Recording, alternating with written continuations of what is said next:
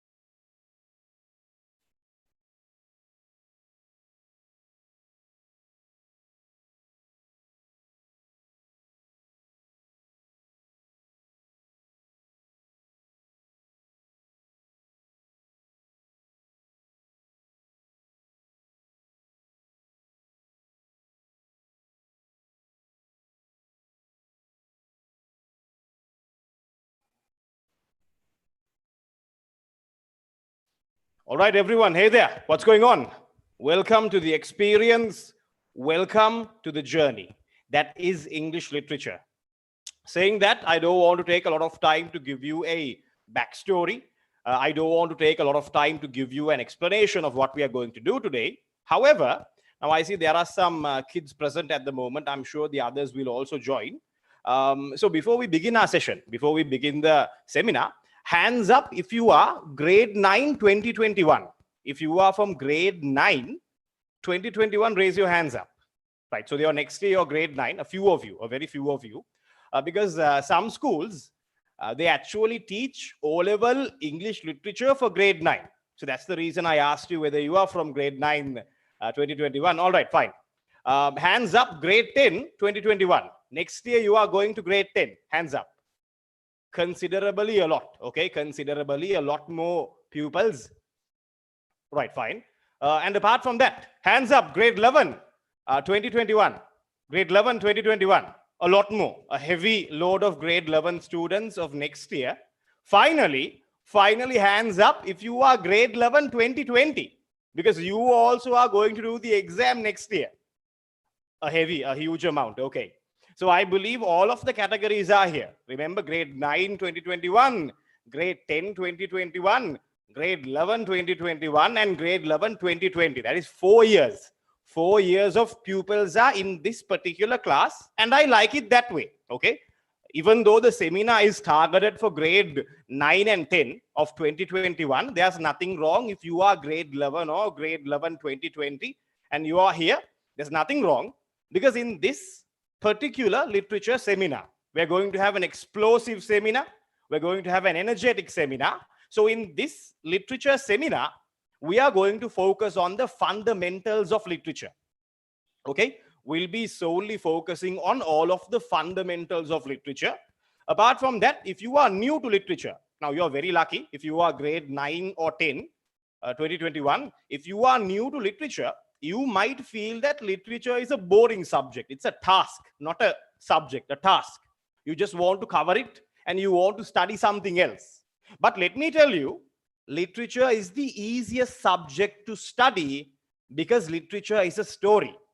The entire subject, the entire syllabus is a story. And we all love stories. I love stories. You love stories. That is why you and I are people. We are men and women of literature. Now, saying that, I hope you understand where we are heading. Like I said, we are going to talk about the fundamentals of literature. After that, the grade 11s know about this, but there is a lesson called The Eagle. There's a poem called The Eagle, a very simple poem by Alfred Lord Tennyson. After I talk about the fundamentals of literature, we will be discussing about that poem. It's very short, so it's a very brief seminar. Okay, it's not a heavy seminar. I won't be here for 6 hours, 5 hours, not like the usual stuff. A quick seminar to teach you about the basics, the essential basics of literature. Because remember, you need to learn how to walk before you learn how to run. Remember that? You need to learn how to walk before you learn how to run. So let me teach you how to walk and then you shall learn how to run. If literature is what you want, literature is what you shall have. And by the way, finally, hands up those of you who are studying in Sinhala medium. Are there any Sinhala medium kids here? Right, 33 or 32, fine. Let me give you a message. Right, කොහොමද මේක කියන්නේ? දැන් පුතා අපි දන්නවා බහුතරයක් ගුරුවරු විශේෂයෙන් ලිටරචර්, ඒ කියන්නේ ඉංග්‍රීසි සාහිත්‍ය වගේ විෂයක් බහුතරයක් ගුරුවරු උගන්වද්දී දැන් සමහර රජයේ පාසල් හෝ වේවා නැත්නම් ක්ලාසස් හෝ වේවා හැමෝම කැමති සිංහලෙන් උගන්වන්න. ඒ කියන්නේ ඔයගොල්ලන් ඉගෙන ගන්න මේ ඉංග්‍රීසි සාහිත්‍ය, ඉංග්ලිෂ් ලිටරචර් කියන මේ විෂය බහුතරයක් ගුරුවරු උගන්වන්නේ සිංහලෙන්. සහ සිංහල මීඩියම් ඒ ළමයිගේ වැරද්ද නෙමෙයි. සිංහල මීඩියම් වල ඉගෙන ගන්න ළමයි යන්න කැමති අර සිංහලෙන් ක්ලාසස් කරන ගුරුවරයා ගාවට. එහෙත් මං විශ්වාස කරනවා දැන් මට භාෂා දෙකම පුළුවන්. සිංහලත් පුළුවන්, ඉංග්‍රීසිත් පුළුවන්. සමහර කට්ටිය කියනවා මං සිංහලෙන් කතා කරද්දී කියන්නත් බෑ කියලා. මගේ ජාතිය හොයාගන්නත් බැහැලු. so කොහොම හරි මම අකමැති සිංහලෙන් ලිටරචර් උගන්වන්න. කවදාවත් සිංහලෙන් ලිටරචර් උගන්වන්න බෑ. why? There is something called critical thinking. Critical thinking කියන්නේ ඔයගොල්ලෝ තාර්කිකව හිතන්න ඕනේ. විභාගයට යනවා නම් ඔයාට පුළුවන් වෙන්න ඕනේ තර්කානුකූලව හිතන්න. දැන් ඔයා තර්කානුකූලව හිතනවා සිංහලෙන්. දැන් ඔයා සිංහල ක්ලාසස් වලට ගිහිල්ලා සිංහලෙන් ඉංග්‍රීසි ලිටරචර් ඉගෙනගෙන ඔයා විභාගයට ගිහිල්ලා තර්කානුකූලව හිතනවා සිංහලෙන්.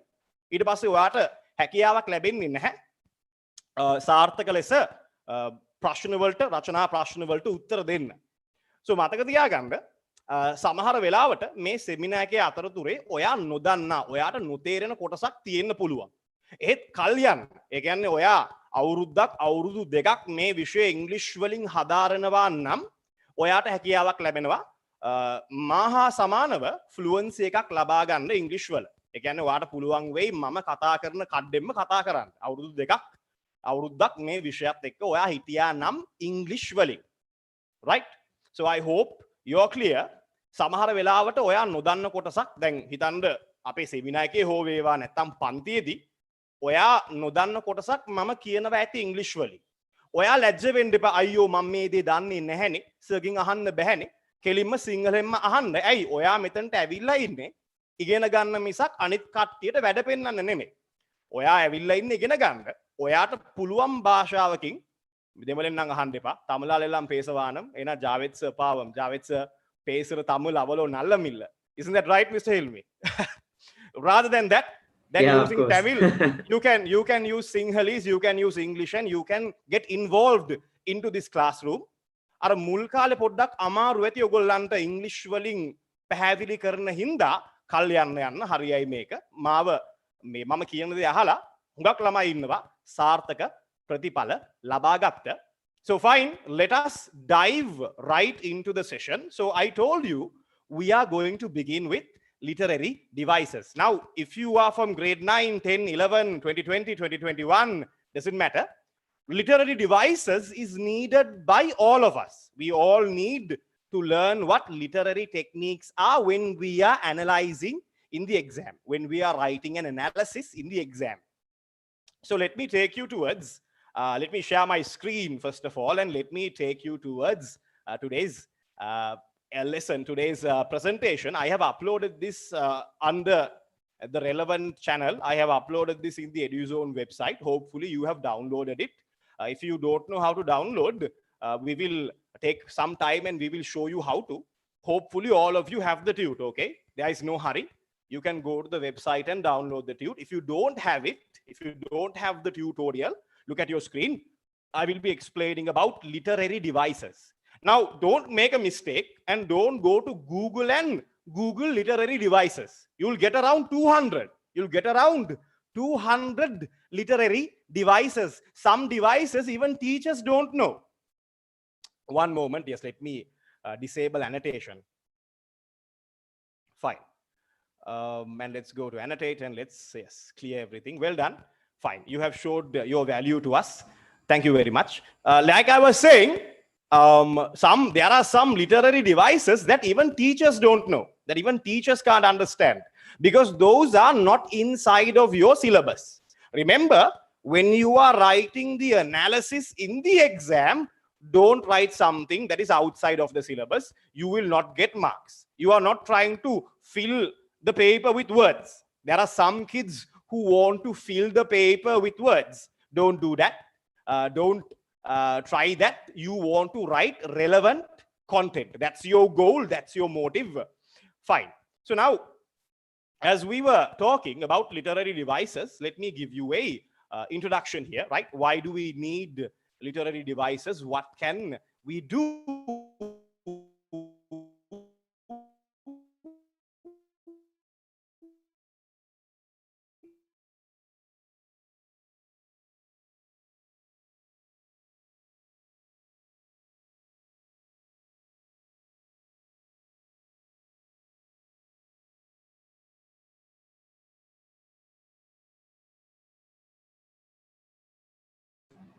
Javed sir, your voice is not clear. I think got struck. Students wait. Huh?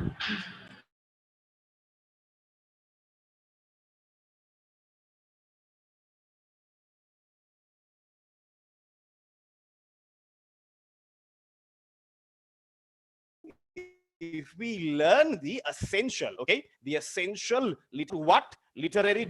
Javed sir.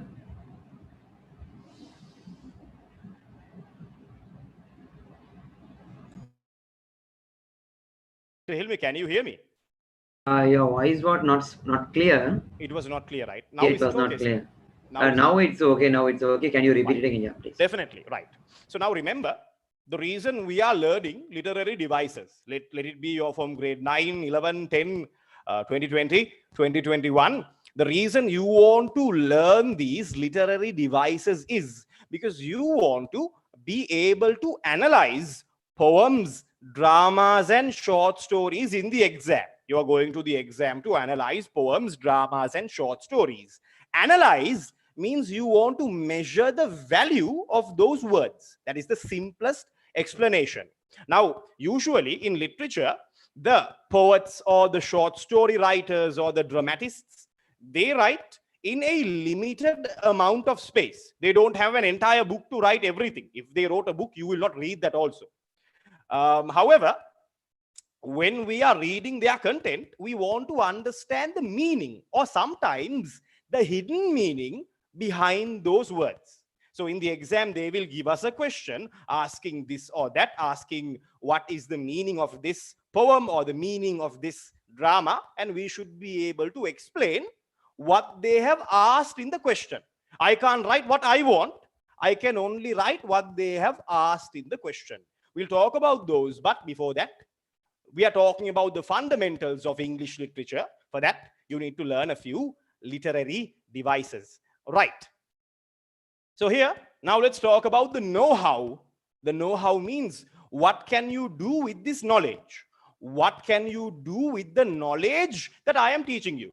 Remember, when you are learning something, you should have a plan. You should have a goal of why you are learning that content. If not, if you don't have a plan, if you don't have a goal, you are just wasting your time. So remember, the reason that we are learning these literary devices, you read it out, you can read what is on your screen, I'll explain it.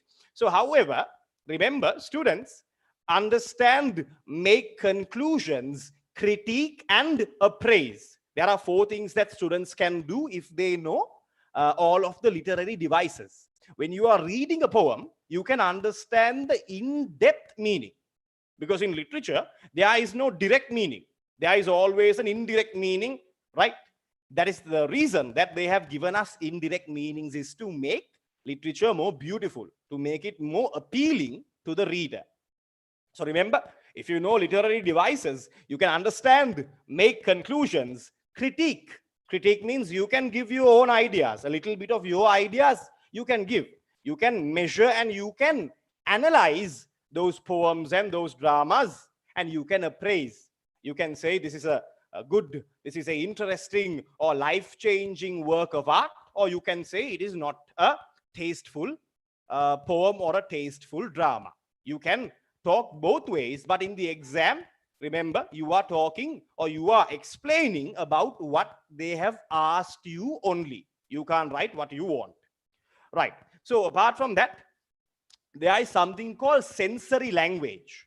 Sensory language means the language that gives us feeling, rather than just giving us a sentence like the boy eats and sleeps. That is not a sensory language. I can just imagine a boy eating and sleeping.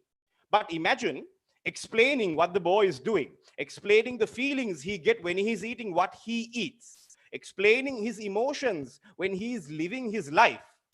That is known as sensory language. If the writer, if the poet, if the dramatist give us a heavy meaning of what the characters are doing, if they are able to change our emotion, impact our emotion, it is known as sensory language.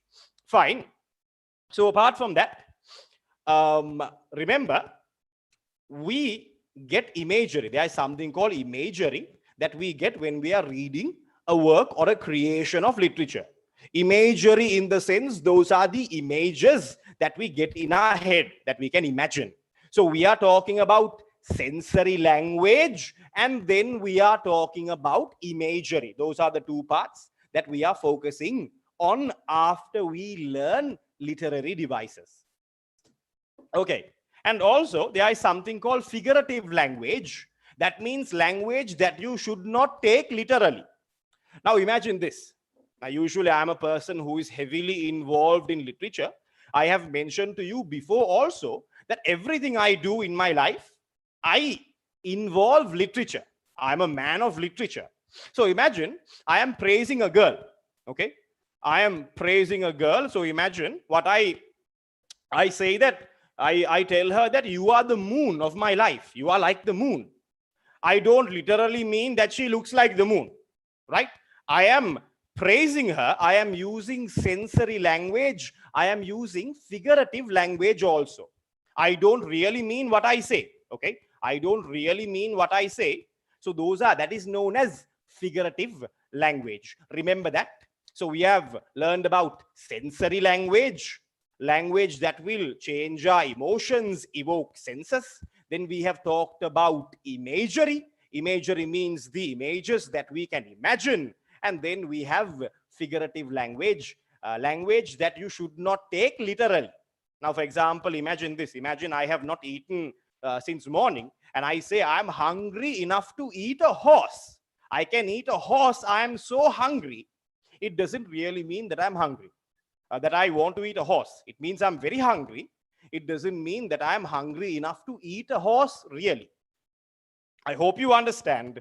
We can keep on moving forward. So I talked about imagery and sensory language. Okay. We have some examples on the screen. Okay. We have some examples that we want to talk about. So look at this example right here. He could hear his world crashing down when he heard the news about her. Okay, this is an example. There's a person, okay, he could hear the world crashing around him. The world is not really crashing around him. He has heard a shocking news. Someone has told him a shocking news about her. Okay. Someone has told him a shocking news, and it feels like the world around him is crashing down. So that is known as visual imagery. That is also known as sensory language. It evokes our senses, it evokes our imagination. So that is the beauty of literature. And why? Why do we use this? Why do we use such language? Like I said, the reason we use it is because we want to make literature more artistic, more appealing to the reader. Right. And here, those of you who have studied the grade 8, grade 9 local syllabus, you know this poem, right? Daffodils by Williams Wordsworth. A host of golden daffodils beside the lake, beneath the trees, fluttering and dancing in the breeze. What are daffodils? Daffodils are flowers, yellow color flowers. Now, the poet is talking about the emotions that he feels when he is looking at these flowers. He sees the flowers like they are fluttering and dancing in the breeze. Can flowers really dance? Can a flower really dance? Obviously not, right? But is the poet lying? No, the poet is not lying. He is using sensory language. He is using imagery. Remember that. Okay, so now you know the value of imagery. In literature, we will not directly tell you something. We will take you one round and then we will explain. We will tell you what is happening. The reason is we want to make the wordings, the content a lot more entertaining. Let's keep on moving forward. Right. Now, we have reached a lot more easier device, similes. Okay. Now, there is something called comparison. In English literature or in English language, we compare two things. Okay. So that is called comparisons. And there are two types of comparisons. One is known as metaphor. The other one is known as a simile. Okay. Now, first of all, we are talking about similes here. However, there is an example for metaphors also. So when we are talking about a simile, when you say one thing and when you want to compare that thing to another thing. Okay, now for example, imagine you are comparing a girl to the moon. You want to say that she is like the moon. You are using the word like. She looks like the moon, or she is as the moon. She is beautiful as the moon. Using words like or using the words as, it evokes a technique called similes. Okay, remember this. If you don't remember, make a note of it. Or you can always download the tute and go through the tute again, which will be very helpful, especially when you are writing an analysis. Now today, when we are going to do the eagle, when we are going to explain about the poem The Eagle, you can understand that how important similes and metaphors and all of these devices really are. Okay, so like I said, imagine if you are comparing one thing to another thing, okay, and you use the word like or as, then it is known as a simile. If you can, send me a message, send me a private message with an example for a simile. Now, let me give you an example. I said that she is like the moon. Or you can say that, in this case, he says that I am like a weasel. I am like a weasel. A weasel is this animal you see here. Okay. So this person says that he looks like or he acts like a weasel. That's known as a simile. Look at the first example here. The first example is he says that you are a weasel. You are not like a weasel. You are a weasel. So saying, comparing two things, and you are not using the wordings as or like. If you are comparing two things and you are directly comparing those two things, you are not using like or as, then you call that a metaphor. It's known as a metaphor right here.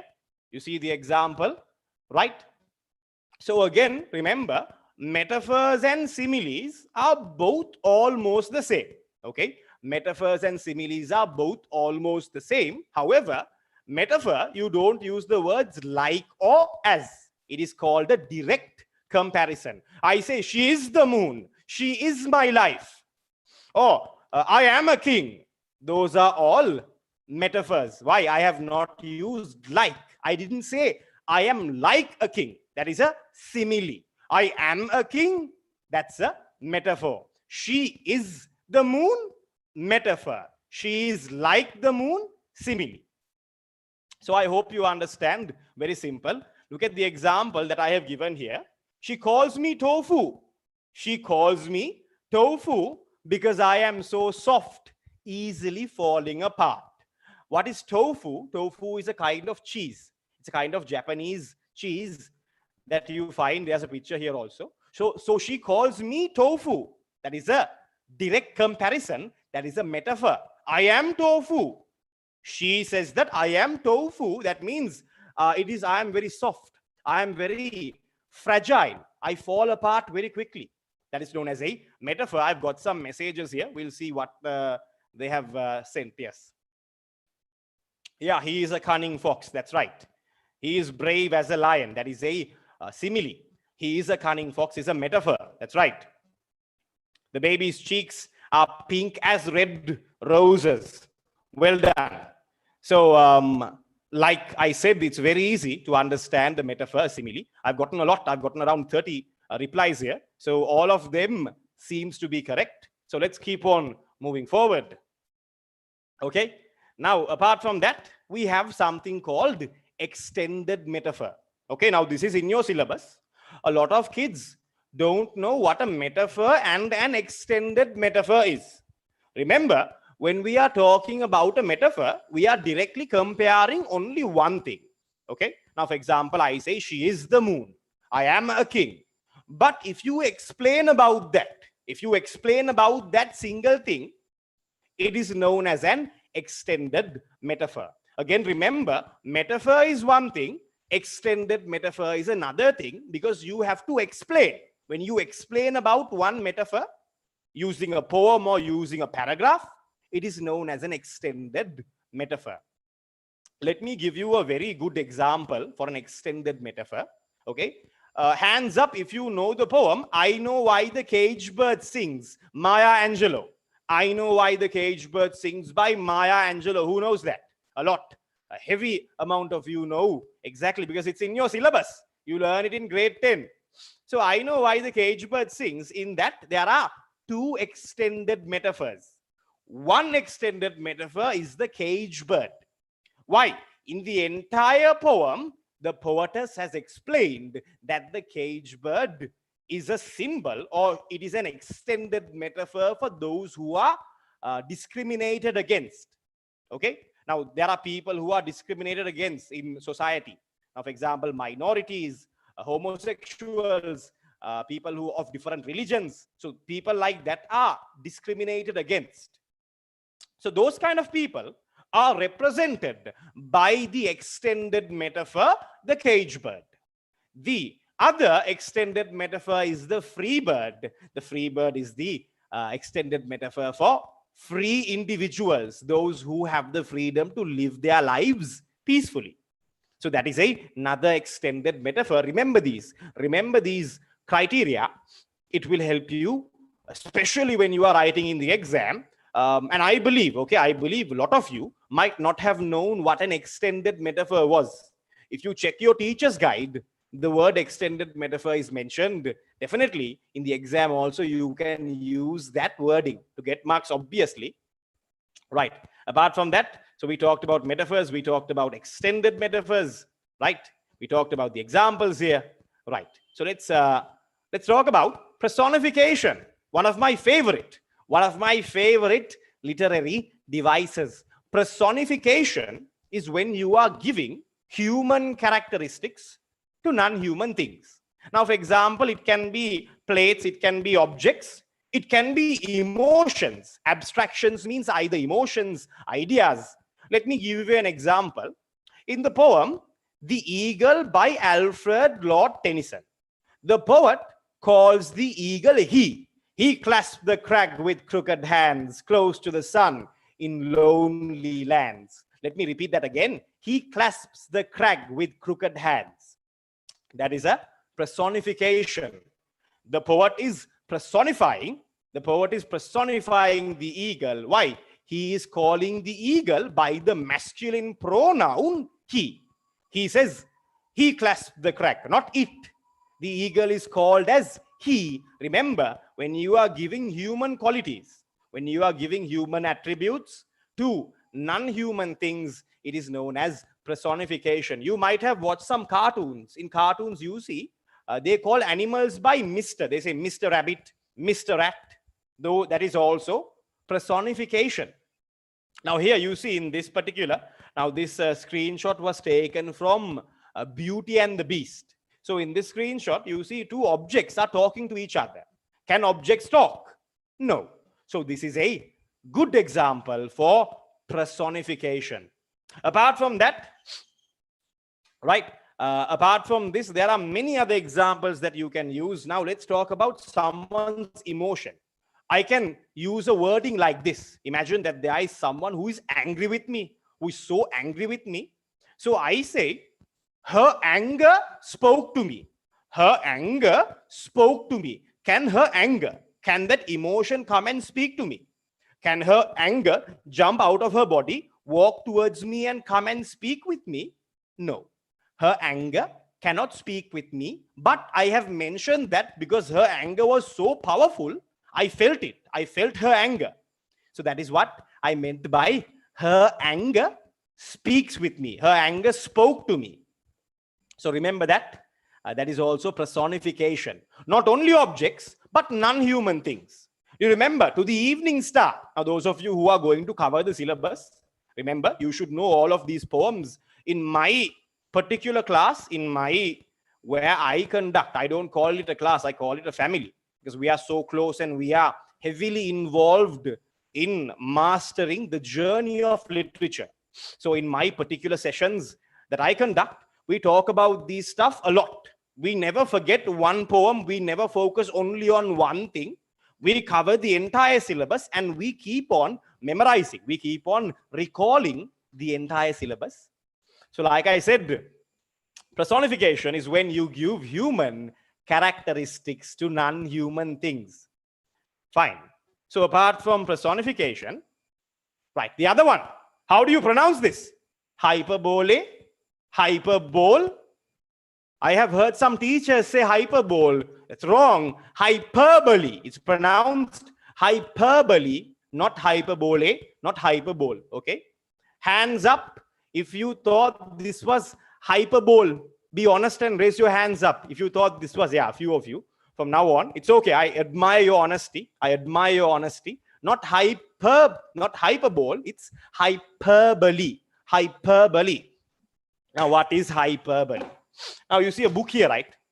It's the Oxford English Dictionary. Okay? Now, this is a heavy book. It's a heavy book. I can hit someone and I can harm someone with this book. But I say, this book weighs 1 ton. This book weighs 1 ton. Am I telling the truth? Does this book weigh 1 ton? 1,000 kilograms? Can this book weigh 1,000 kilograms? No. Am I lying? No. I am using hyperbole. I am using hyperbole. I am saying this book is so heavy, Machang. This book is so heavy that it feels like it weighs 1 ton. Hyperbole. It's also known as exaggeration. It's also known as exaggeration. Remember this word. Hyperbole is the technique. Exaggeration is the method. Or imagine this. I have talked about this before also. Imagine this. Imagine you're Ammi. You're home, okay? It's a holiday or quarantine. You are home. You are in your room playing PUBG or doing TikTok and stuff. Your Ammi walks in and say, "Ane chuti puta, clean this room, will you? It's so untidy." You say, "Ah, okay, Ammi," and you keep on playing PUBG or doing TikTok and stuff. A few hours later, your Ammi walks in and she says, "Mukadda puta, what are you doing? Please clean your room, will you?" And then even then you start, you say, "Ah, hari Ammi," and you keep on doing what you do. Third time she walks in, she says, "Mukadda manussaya karanne toma musalek ne. I told you 1,000 times ne. I told you 1,000 times. Why haven't you cleaned your room?" Okay. Now, is your mother lying? No, right? She is not lying. She is not lying. But did she tell you 1,000 times? No. She only told you 3 times. She only told you to clean your room 3 times. Mum me akata siya parak kiwane. I told you 100 times. I told you 1,000 times. Why is your mother talking like that? Because she knows literature. Your mother, your ammi, your mama is using hyperbole. So next time she scolds you like that, remember how talented your mother is, because she is using literature when she scolds you. Fine, clear, right? By the way, you should, Sinhalese mothers are okay. Muslim mothers, you should see them. First time you don't do it, next time the Tumbukatta will come flying across the room. Isn't that right, Mr. Hilmi? Isn't that, aren't Muslim mothers like that? Right. So,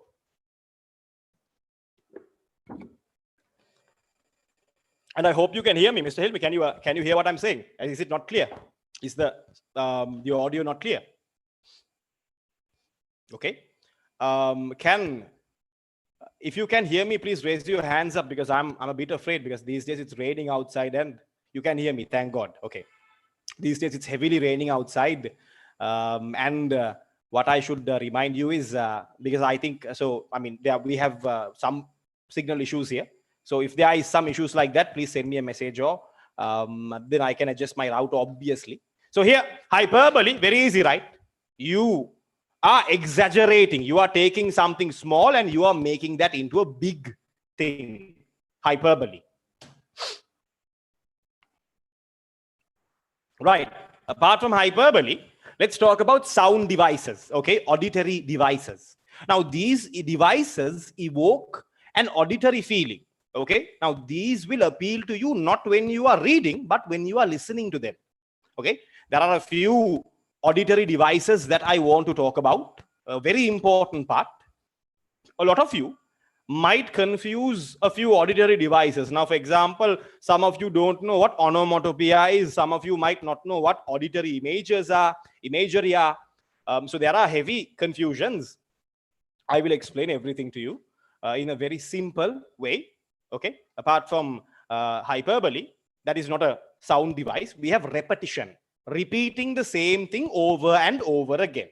Remember, I have stick to our syllabus. There are different types of repetition. We will talk about this in my class. There is anaphora and then there is epistrophe. There is anaphora and epistrophe that falls under repetition. But I won't talk about them because we don't want them actually. However, in my classroom, I will teach you everything I know about literature. I don't want to make this into a long seminar. That's why I'm giving you the most important parts. Repetition. It's when you are repeating the same thing over and over again. It can be a sentence, it can be a few words, or it can be one single word. That's known as repetition. Fine. So in this example, you see here how not to have to dry the dishes. Okay. That means the person here don't want to wash dishes. If you have to dry the dishes, such an awful boring chore. If you have to dry the dishes instead of going to the store, So here you see, if you have to dry the dishes has been repeated over and over again. I think around 3 or 4 times they have repeated the wordings. If you have to dry the dishes, if you have to dry the dishes, it's called repetition. Now, when you are using repetition, when you are repeating the same thing over and over again, it means that you want to emphasize importance. Okay, now in my school, I teach O-level and A-level, okay? In the A-level section, there's a teacher. I won't tell what her name is. I won't even tell the school. When she wants kids to come, when she wants them to take their time and come, she'll say, Puta, come. But when she wants them to hurry up, she'll say, come, come, come, come. I'm not kidding, okay? That is what she does. She repeats the same thing over and over again. Come, come, come. And it's a huge joke in our school. So she's using repetition. When you are repeating the same thing over and over again, you are giving importance. Why? If you repeat the same thing over and over again, it's very easy to remember. It's very easy to listen. That is why even when I teach, I repeat the same thing over and over again because I want you to properly understand the meaning of everything I teach you. Repetition, cool, right? You understand what repetition is. Let's talk about rhyme. Let's talk about rhyme, okay? Rhyme is a very easy thing. A lot of you forget about rhyme, to be honest, because when we are kids, when we are from grade 1, 2, 3, we learn about rhyme, okay?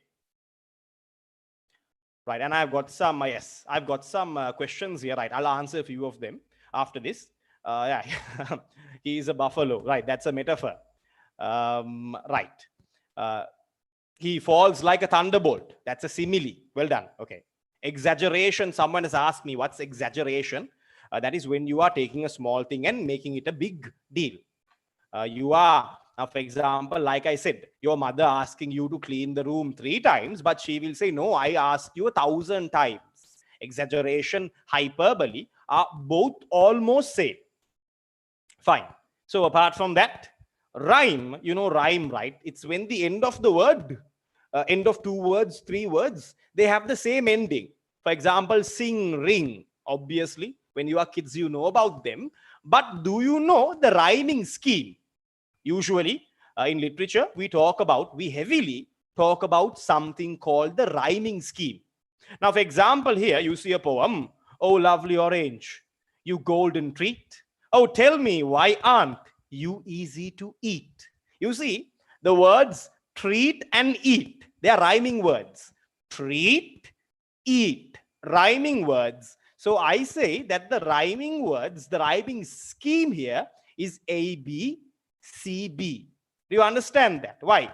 B and B are rhyming words, but A, B and C, B are not rhyming words. Even A and C are not rhyming words. Let's play a small game here, if you can. Let me tell you a poem. Twinkle, twinkle, little star, how I wonder what you are, up above the world so high, like a diamond in the sky. Send me the rhyming scheme. Send me the rhyming scheme. Now, for example, remember, when there are 2 rhyming words, I will use the same English letter. If you can quickly send me the rhyming scheme, we'll see. I'll mention some names also. Yes, well done. MSM Ramli, we have Fatima, Akram Irfan. Yes, all of you are correct. Yes, it's AABB. It's called AABB, Twinkle, Twinkle, Little Star. Why? The first two sentences, apologies, the first 2 lines and the second, the third and the fourth lines are rhyming words, ends with rhyming words. Star are sky high. So those are rhyming words, A, B, B. The rhyming scheme of this poem is A, B, C, B. Remember the rhyming scheme. We have alliteration, another auditor, something that falls under auditory imagery. Alliteration falls under auditory imagery. The reason is it evokes sound. If something evokes sound, it will automatically fall under auditory imagery. So here, alliteration is when you have 2 adjacent words. Okay, 2 adjacent words can be in a poem, can be in a drama, can be in a short story. Those adjacent words start with the same sound. It's called alliteration. Now, for example, Coca-Cola, or you say Coca-Cola. Tiny Tim, Mickey Mouse, Peter Pan, mi, ma. So the beginning of those words are the same. Those are known as alliteration. Not only 2 words, can be 5 or 6 words. If you can 100 words, doesn't matter. All of the adjacent words must have the same starting. That's called alliteration. I hope I'm clear. I hope you understand. Fine.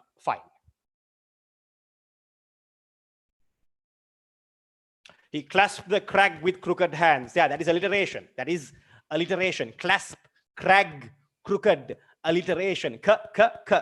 Same sound, adjacent words. Adjacent words begin with the same sound. Usually every poem has rhyme, but there are some poems that don't have rhyme. I got a question from Olivia. I think that I hope that's a real name. No, all of the poems don't have rhyme. Now, for example, breakfast, no rhyme.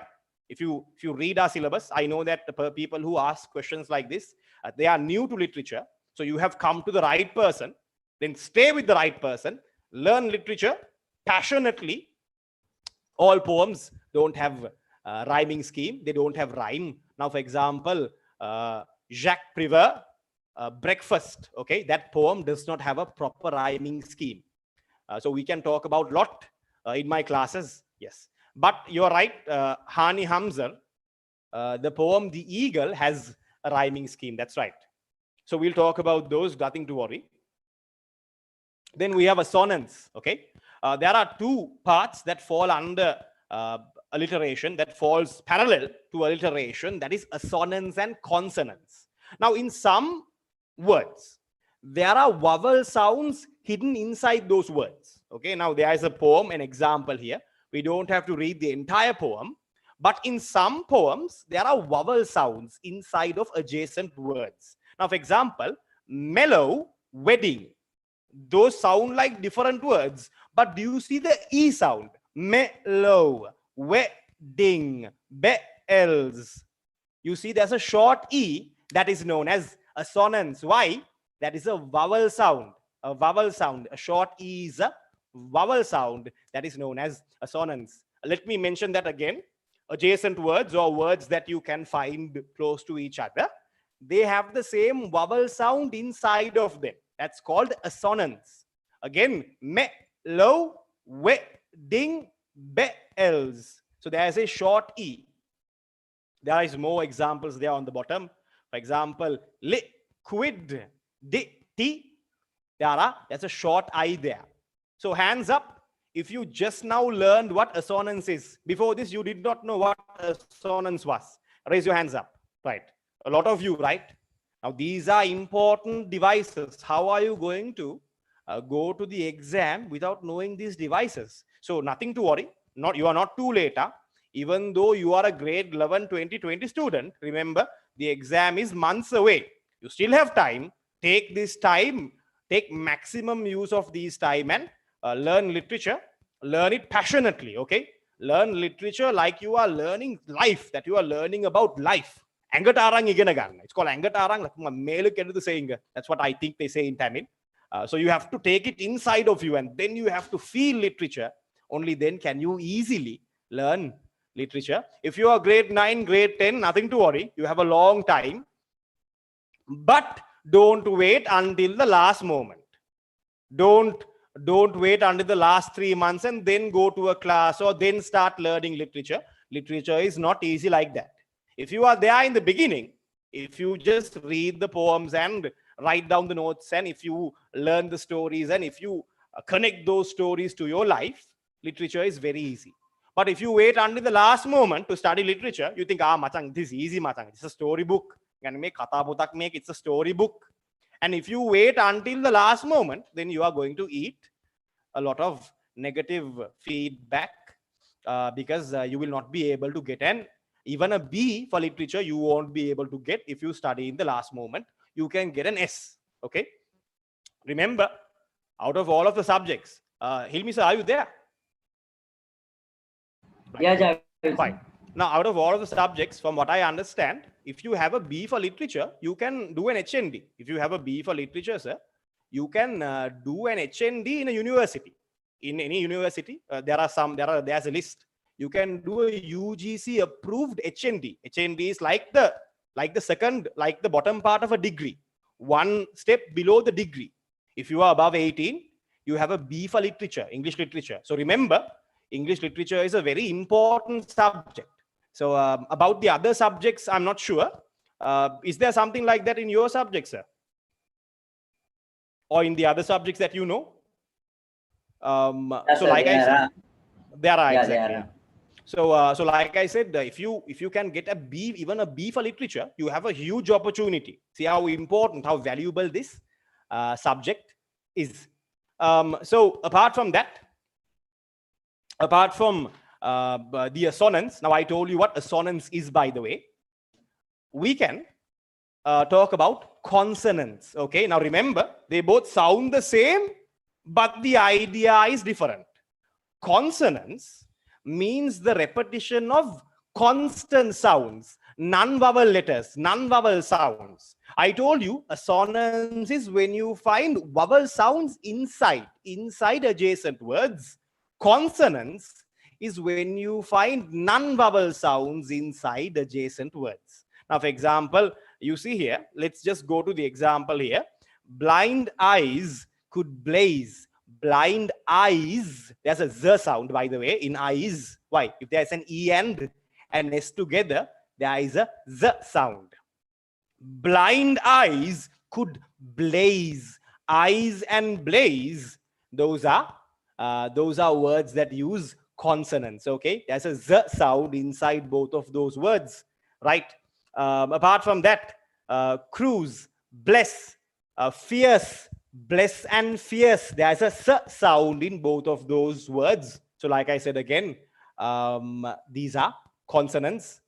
If you are using constant sounds inside of adjacent words, it's known as consonants. So now I know that you understand what alliteration is, what consonance is, and what assonance is. You might understand now, but don't think you know everything.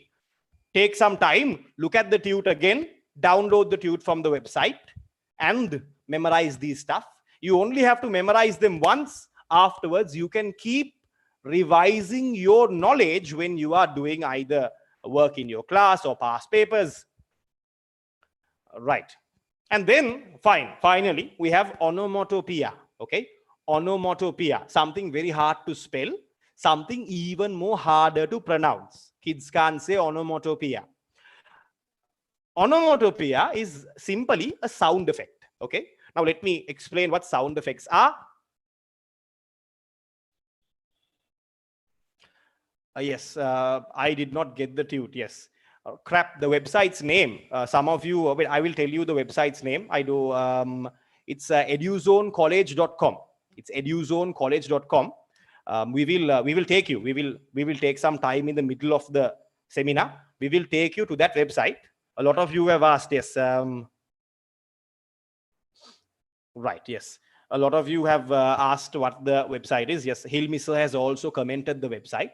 Go to this website and get the tute. This is under the seminar. It's very easy.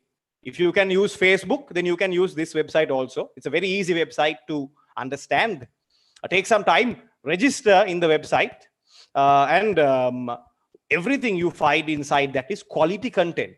You can use that, especially to supplement your exam and your knowledge to get a good result in your exam. So it's eduzonecollege.com. We'll take you to it in the break. During the break, we will take you to that website, and we will show you how to become a member or join with the website and supplement your education, not only with literature, but with all of the subjects. Fine. So saying that, we have now we have talked about the important parts, yes, but we'll talk about onomatopoeia. Now, onomatopoeia is a sound effect, right? Have you seen old movies? When one person hits another person, especially Sinhalese movies, dishum, there's a sound like that, dishum. Or if you have read old comics, dishum, there's a sound effect. Bang, boom, those are all sound effects, right? That you hear. That does not have a proper meaning. These words do not have a proper meaning, but they are a sound effect. When you say bang, boom, you know it's an explosion, the sound of an explosion. There are more examples. Pop, crackle. Pop means like when you are opening a bottle, pop, the bottle popped. Other things will also pop, but we'll talk about bottles. Crackle. Crackle is when some fragile things are breaking, like sticks crackling, or when you put sticks inside a fire, they crackle, the sound effect.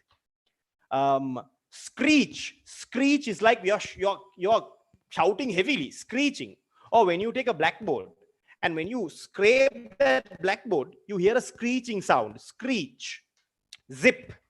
Zip means the sound that you hear when you are opening or closing a zip. Don't do it now, by the way. Don't do it on camera also. Zip. Zip. It's a sound effect. It's known as onomatopoeia. Remember, not only for literature, but in real life also. When you are having a conversation in English, you should know these words, because native speakers use these words. Native speakers use hyperbole. They use onomatopoeia. They use auditory imagery. You should know these words. And remember, if you are doing literature compared to art, compared to the other aesthetic subjects, you have a huge advantage to enhance your language. You can be a very fluent English speaker. If you are doing literature, you have that advantage also. Make sure you find the right teacher. Other literary devices. We are talking about symbolism. Symbolism. You are talking about a single word or idea. That idea represents a lot more broader idea, like a symbol. Now, for example, you know pigeons, right? White doves. White doves. They are a symbol of peace. Have you seen there is something called a scythe in movies? When a demon or death enters those movies, they have a kind of a sickle in their hand, right? They have a kind of an axe, a sickle. It's known as a scythe. That's a symbol of death. In Farewell to Barn, Stack and Tree, the word scythe was mentioned. In that also there was a murder, right? In Farewell to Barn, Stack and Tree, A. Houseman, there was a scythe mentioned. Scythe is a symbol of death. So there was a death there also. There was a murder. In The Nightingale and the Rose, if you have read it, if you have not read it, nothing to worry. We will cover that in my class. But in The Nightingale and the Rose, there was a death. In the end, the nightingale dies. There was a scythe. The word scythe was mentioned inside that. Only in 2 parts in your syllabus can you find the word scythe. Scythe is a symbol of death. Hope you understood that. Here, the black crow, a raven, symbolizes death. Rain symbolizes sadness. So there are many symbols in literature. We shall learn all of them. But remember the idea of what a symbol is. Allusion. I have a very good example here. Who has read this song here? Who has listened to this song? Taylor Swift, the love song. Marry Me, Juliet. It's in TikTok also. Hands up if you use TikTok. I don't use TikTok, but I'm entertained with TikTok. I don't dance and shit, okay? But I watch a lot of TikTok. I believe social media is a very positive thing.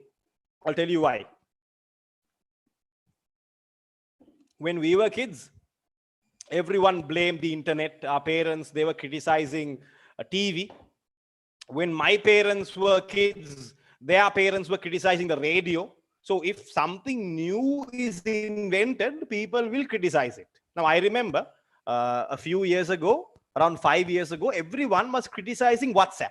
WhatsApp is evil. You should not use WhatsApp. But now everyone uses WhatsApp. The biggest joke is the people who criticized WhatsApp. The old people who criticize WhatsApp are now on WhatsApp. So remember, whenever something new comes along, there will be people who criticize it.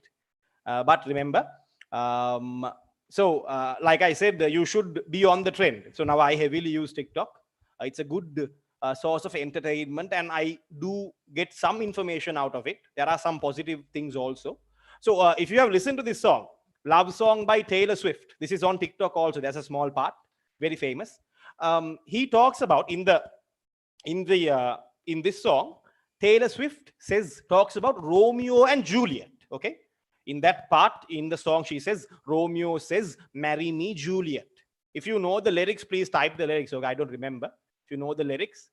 Sir, your connection was not clear. Was it not clear, sir? Give me a moment, please. Can you hear me now? Now okay, sir. Now okay. Fine. Thanks a lot, sir. Like I was saying, if you have heard this song, it's Love Story, I think, not Love Song. Love Story by Taylor Swift.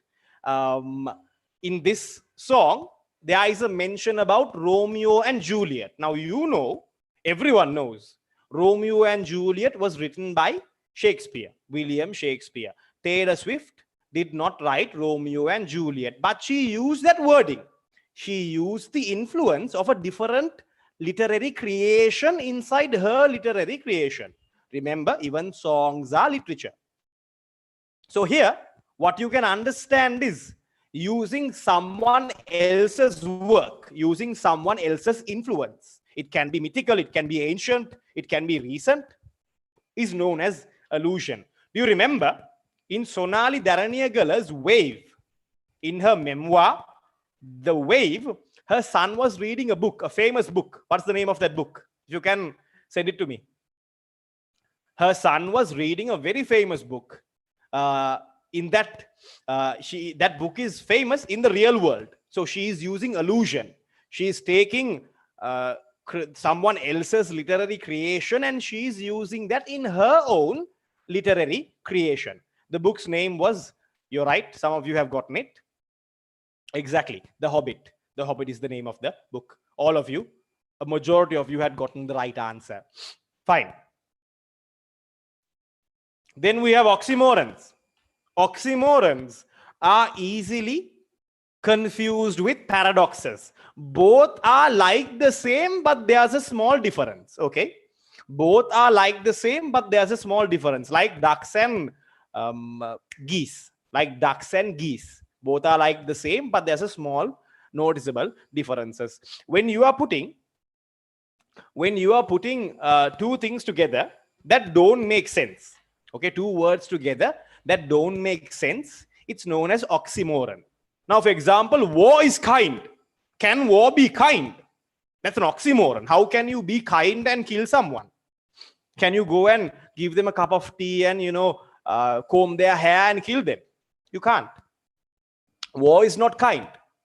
What else? Virtue of slaughter. Virtue of slaughter. Virtue means high moral ground. Slaughter means killing someone like a dog. How can you be a highly moral person if you can kill a person like a dog? Virtue of slaughter. Also found in war is kind. Speak silence. Speak silence. How can you speak in silence? Either you can speak or you can be silent. How can you speak in silence? Oxymoron. Understood, right? Two words. They don't have. They do not have the same. They do not. They have opposite ideas. They don't make sense together. Those are known as oxymorons. I have gotten a lot more examples here. Yeah, how's this? I got Arabic name here. Shut your mouth and eat. Typical mama literature. Shut your mouth and eat. Then you can ask, Mama, how can I shut my mouth and eat, Mama? So beautiful. Oxymoron. Why? Your mother knows literature better than you. That is why. Usman Sharif. No, war is kind is not a refrain. It's irony and oxymoron. Irony and oxymoron, not a refrain. Refrain is a different thing. Refrain is when you are repeating a line in a poem or in a song. That's called a refrain. Right, fine. My pleasure. Why don't you can ask more questions inside our class? I can assure you, you will be a master in literature. You will be a master in literature if you can join and if you can be a part of our family. Right, oxymorons. So here in Romeo and Juliet, parting is such sweet sorrow. Sweet sorrow. Sorrow means sad. Sweet means good. So how can it be a happy, sad thing? Doesn't make sense. Oxymoron. Foul and fair. Foul means it's ugly. It smells bad. Foul, fair, beautiful, appealing. How can something be ugly and beautiful? Doesn't make sense.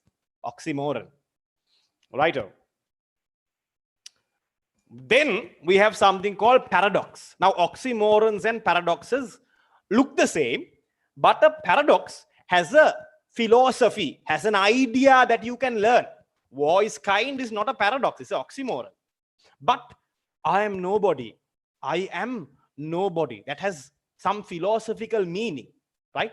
That means I am not an important person. I am not God. I am nobody. I am every man. I am an everyman. What else? Here, how about this paradox? Nobody goes to that restaurant. It's too crowded. That's a crowded restaurant. But they say nobody can go because it's too crowded. Doesn't make sense, right? The reason it is crowded is because people go there. Do you understand that? The reason it is crowded is because people go there. But the reason people don't go there is because it's crowded. You have to think. It's like a dog chasing its tail. You understand? It's like a dog chasing its tail. That is what you should imagine if you are looking at a paradox. You are going in circles. War is kind is not a paradox. It's an oxymoron. But things like this. Right. So this I can resist anything but temptation. That is also another paradox. There is more paradoxes. Google them. You can get even more clearer meanings about paradoxes. Very interesting examples online. So like I said, oxymorons and paradoxes look the same, but they are not the same thing. There is a hidden philosophy behind every paradox. There is something to think about behind every paradox. Right. Then we have aphorism. All right. When something is generally true, when everyone accepts that. Now, for example, water is wet, right? Water is wet. You know that, I know that. Water is not dry. So I know, and you know, and everybody knows that. But even then I am mentioning that it's called aphorism. Okay.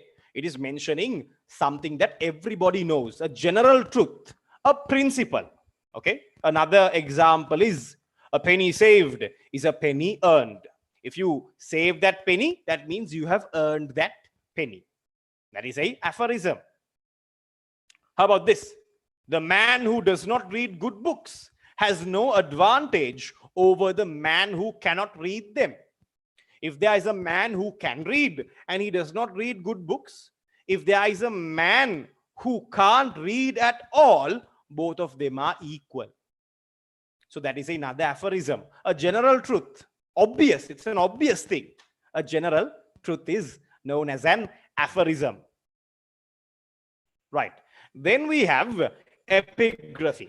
Right now, by the way, these are not frequently used. What I talked about in the beginning were frequently used devices, right?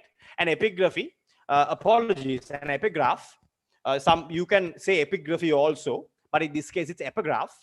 Is when you are giving a brief description about either character or a poem, right? It's known as an epigraph. Very simple. So usually in the Twilight of a Crane, we were given a small epigraph, right? We were given a small description about the characters. Even in The Bear by Anton Chekhov, there was a small epigraph. There was a small description about the characters. Almost done, right? Then we have irony, very important. A lot of people mess this up. A lot of people who learn literature mess this up. Irony is what happens. Now, what you intend is the opposite thing of what happens. That's called irony. What you think, what you do, what you say, the opposite thing happens. So there are 3 levels of irony, 3 types of irony. Memorize this now itself. Don't waste any time. Memorize the 3 levels of irony now itself. Okay. So they are verbal irony, situational irony, and dramatic irony. I had spoken about this previously also. If you don't remember what is verbal irony, what is situational irony, what is dramatic irony, you can say irony for everything. You can say everything is irony. I'll tell you what these ironies are separately, one by one. Let me explain them to you. Verbal irony. Okay. Verbal irony is also known as sarcasm, right? Sarcasm are not 100% same, but something similar to sarcasm. What you say, you mean the opposite thing. Let me tell you a goddamn beautiful story. Okay. What happened in my life? I'm a very sportive person. I'm very hyperactive. I'm energetic. So when I was around 17, 18, I lived with my uncle, okay? And some of my family members. I had an aunt, okay? I have an auntie. She's only 5 years older than me. Now, usually Muslims, we have that. Our auntie, our uncles are 5 years older than us. So she's not that fluent in English, right? A part of my family is not that fluent in English. But you know, I talk with her in Sinhalese. Her Sinhalese is also very poor. My Tamil is poor. So what happened was one day when I was playing with the kids, I was not playing with her. She was like very old. She was my age back then, 5 or 6 years ago. I was playing with the kids and I jumped off the balcony. Just for fun. I have done it thousands of times. Yes, Javed sir is an idiot like that.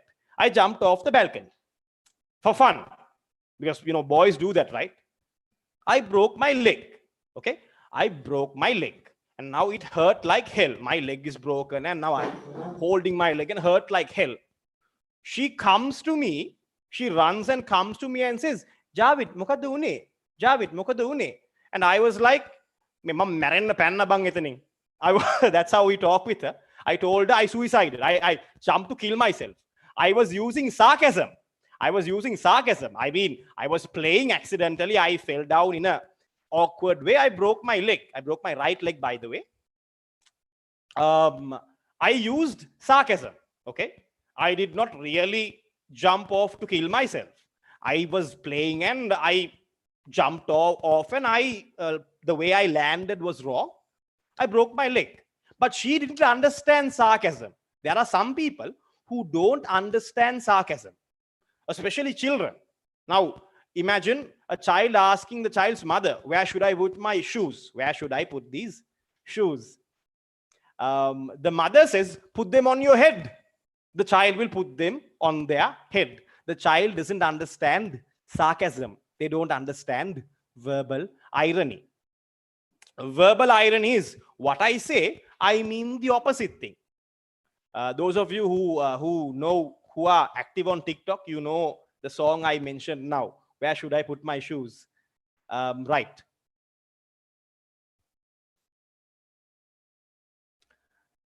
Fine. Yeah, a lot of examples for paradoxes. Yes, due to power cut, I couldn't get right. Fine. I know that there's a lot of people who have power cuts and power failures. It's raining somewhere, so I can understand that. Nothing to worry. There will always be a recording, and I believe Hilmi sir is streaming this on YouTube. Nevertheless, you can always find me in the EDU-ZONE website if you want to learn more content. I think so. Many students, they are studying from the YouTube also. Are they, sir? Seriously, that's amazing. Yeah. So, like I said, you can go ahead and you can join the EDU-ZONE website, and you can actually get quality content. Fine. So now you know what verbal irony is. Another example. Imagine after quarantine, you meet Fatima. Fatima looks like a bus. Fatima has stayed home and she has eaten everything in the fridge. And now you can't even recognize Fatima. You say, MashaAllah, Fatima, you gotten so thin. You are using verbal irony. Something similar to sarcasm. Okay. Both are like the same. Both are same. Sarcasm hurts a bit. Sarcasm hurts a person. That's called sarcasm. Then we have situational irony. Situational irony is when something happens, but what's it called? What something's supposed to happen, but the opposite thing happens, right? What you expect, the opposite thing happens. That's known as situational irony. I have taken an old film for this. You might not know about this. I asked a few people, they don't know what the Wizard of Oz is. But another example is in The Twilight of a Crane. Apologies. In The Nightingale and the Rose. The young student was looking all over his garden to find a red rose. In the end, he found the red rose right next to his window. That is called situational irony. What they expect, the opposite thing happens. Another good example, okay? Imagine that you have a bear trap and you are setting that bear trap, okay? You are setting that bear trap. You know what bear traps are, right? It's a huge trap. If a bear or if an animal walks on it, done. The animal's leg will be caught on that bear trap. So now the bear trap is set. I cover it with leaves. Tell me, in the entire world, who is the only person that knows where the bear trap is? If I set this bear trap in the forest, I cover it with leaves. In the entire world, I am the only person who knows where the bear trap is. So I am the last person. I am the last person who is supposed to get caught to this bear trap. Okay. But for some reason, I step on it like an idiot and the bear trap catches my leg. That is irony. Why? I am the person who set the bear trap. I knew where the bear trap was, but even then I got caught to it. That is called situational irony. What you think, the opposite thing happens. I hope you are clear with that also. Then we have dramatic irony. Dramatic irony is a separate, is a beautiful device. The audience know what's happening, but the characters don't know. A good example, Twilight of a Crane, Junji Kinoshita's Twilight of a Crane. You remember that Yo-Yo did not know that Sue was a crane hen. If you haven't done these, my godson, you have to do them. If you have to revise them, you have to learn about them quickly, because in the exam, definitely you need to answer a question regarding a drama. So in your syllabus, the Twilight of a Crane, Yo-Yo, a character did not know his wife, Sue, was a crane hen. But the audience knew.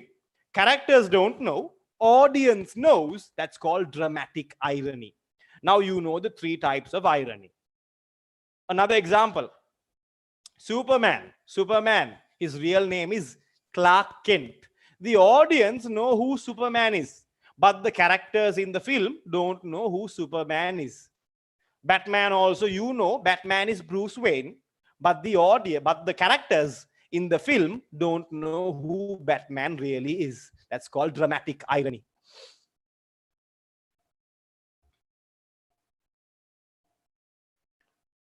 Right.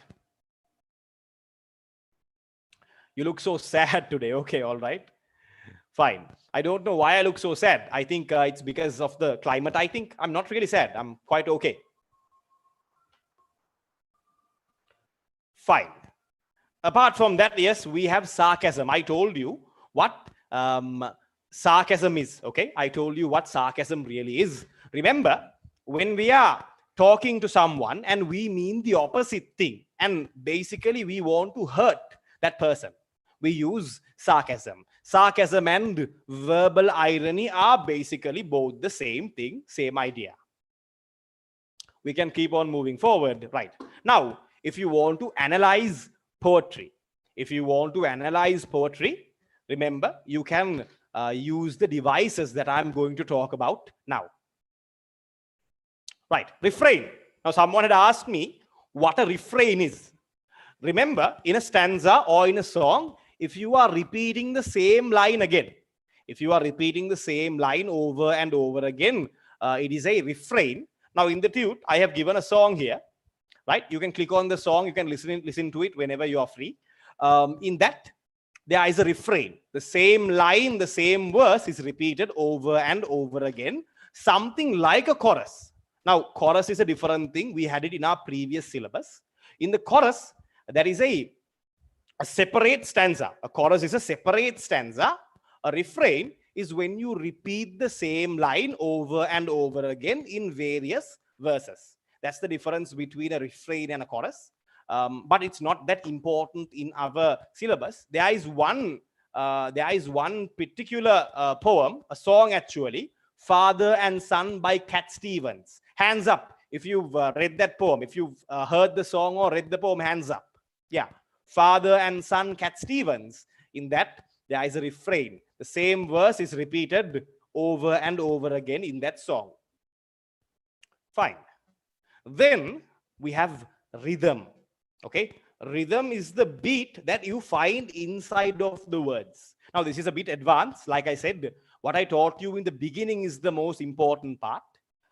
What is rhythm in the sense? Now, you remember consonants and assonance. You remember alliteration. Inside the words, there is a rhythm. There is a beat inside of those words. The rhythm is felt from those words.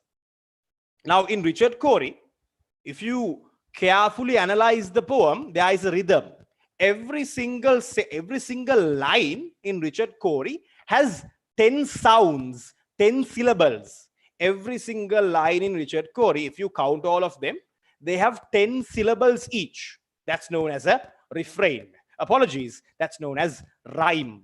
There's a beat inside of every line, but this is a bit more complex. You don't have to write the amount of syllables or sounds inside a line. You don't have to talk about bars. Now, when we learn literature in university, we learn about bars. We learn about how to match the lines with each other, every syllable, every sound. But We don't need it in our syllabus. But remember, rhythm is the kind of beat that you get when you are reading or when you are listening to a song or a poem. Right, almost done. Almost done. We have something called a stanza. You know what stanzas are? Very simple. Now, in poems, there is a group of lines. In every poem, you get a group of lines. Now, for example, in the Eagle, there is 3 lines per stanza.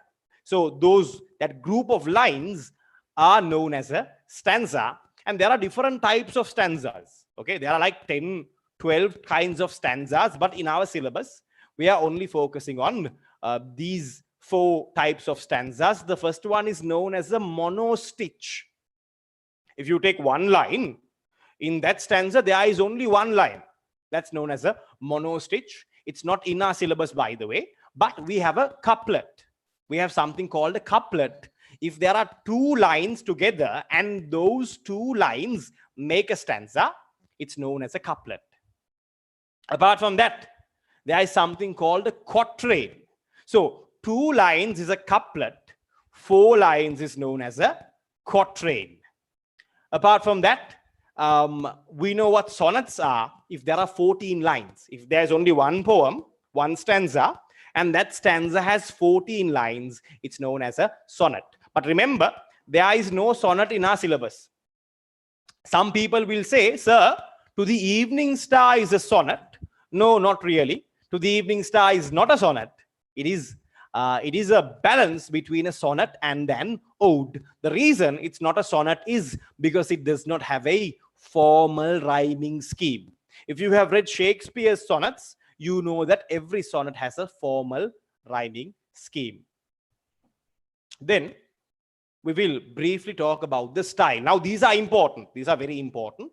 Every writer, every poet, every dramatist, they have their own style of writing.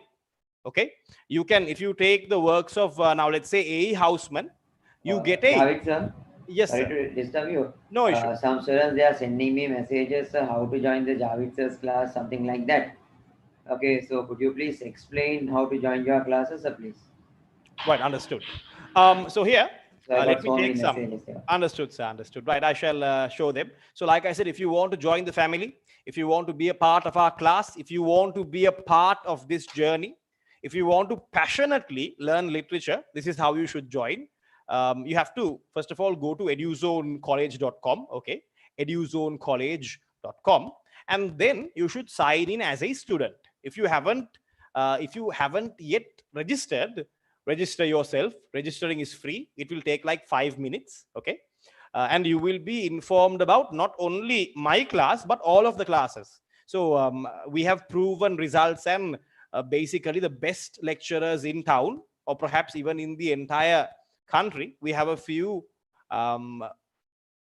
gifted lecturers. So you can join not only my class, but all of their classes, including Hilmi sir's class. So you have to type in your email account, email and your password, okay? That's how you sign in, first of all. If you have not signed in, then register. If you have not registered, then make sure you register.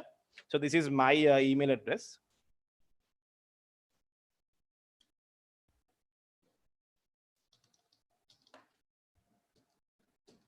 Fine. And then I can sign in, okay? Now, once you sign in, you'll be taken into a page like this. You have to select your grade. Now, obviously, I teach in grades 9, 10, and 11, okay?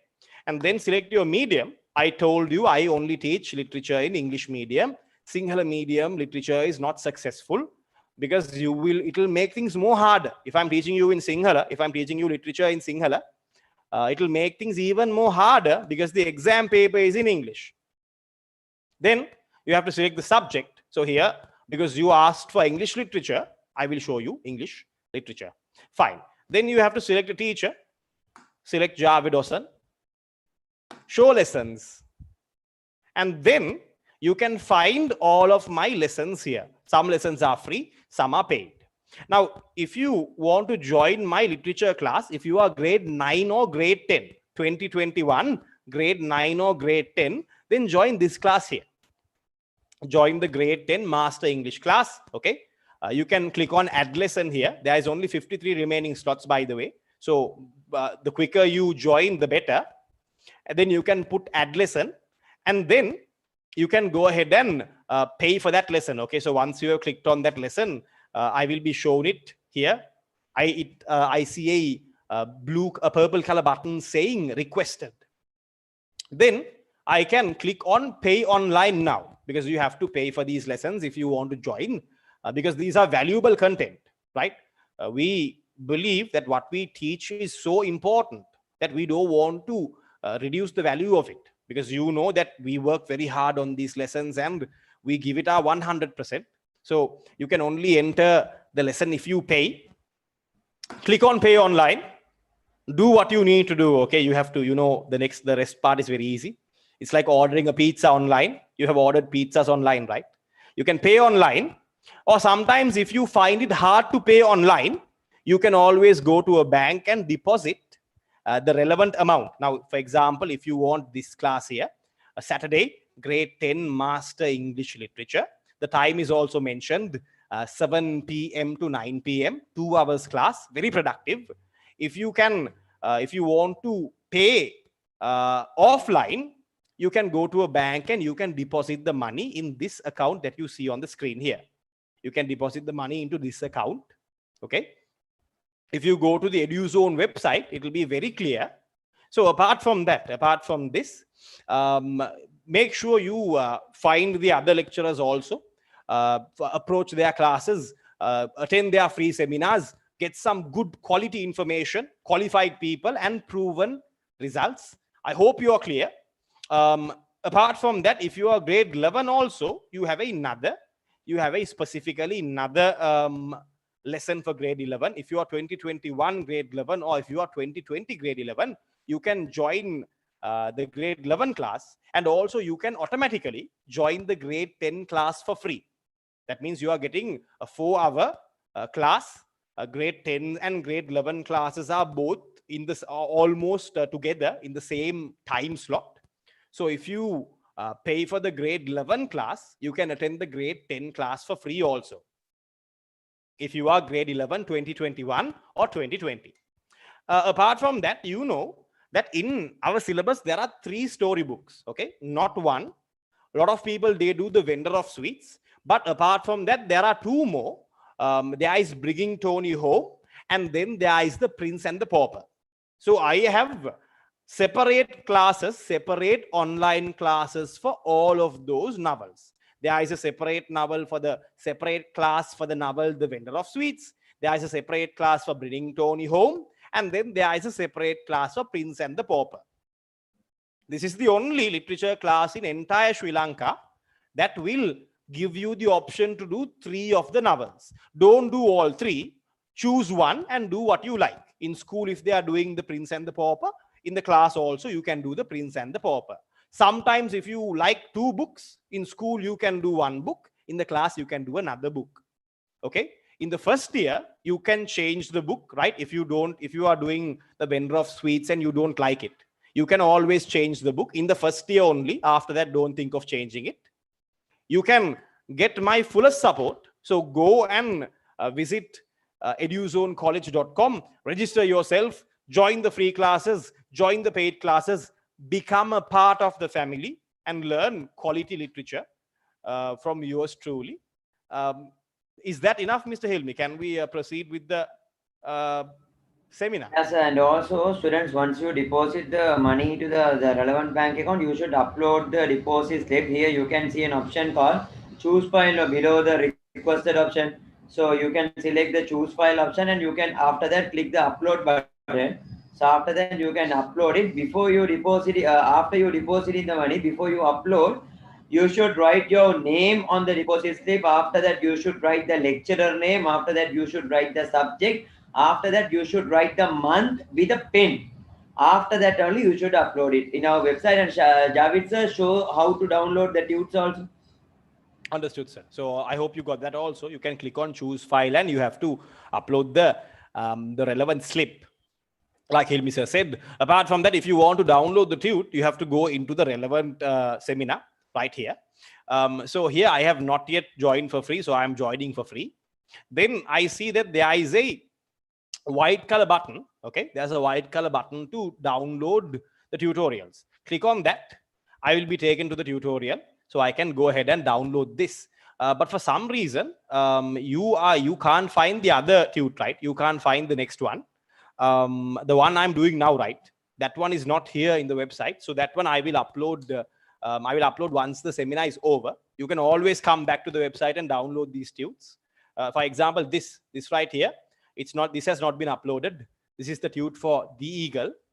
And apart from this, the tute that we are doing now, all of the literary devices, this has also not been uploaded. So I will upload the two of these. I think I have made a small mistake and I have not uploaded them properly. Once the seminar is over, go back to the website, download these tutes for free. So like I said, again, go under the relevant website, go under the relevant lesson, click on tutorials, the white button here. You'll be taken to the tutorial, download it like this. So very simple. Hopefully you have gotten how to join the website, you have gotten how to join lessons, and now you know how to download the relevant tutes. Fine. We are almost done here. We are almost done with our sessions here. Here, you know that all of the writers and the poets and the dramatists, they have their own style. They have their own method of presenting literature to an audience. So every poet has their own particular way of how they write. Now, for example, you see Jacques Prévert, the person who wrote Breakfast. His writing style is very simple. He uses simple language, short, snappy stanzas. But if you take a look at a poem like To the Evening Star by William Blake, you understand that there is a completely different style. A lot more depth, in-depth, hard words. Apart from that, apart from hard words, you see that into the Evening Star, the stanzas are insanely long. It's almost like a sonnet. It's an insanely long stanza. And the ideas, the amount of information parcels inside that poem is a lot more different.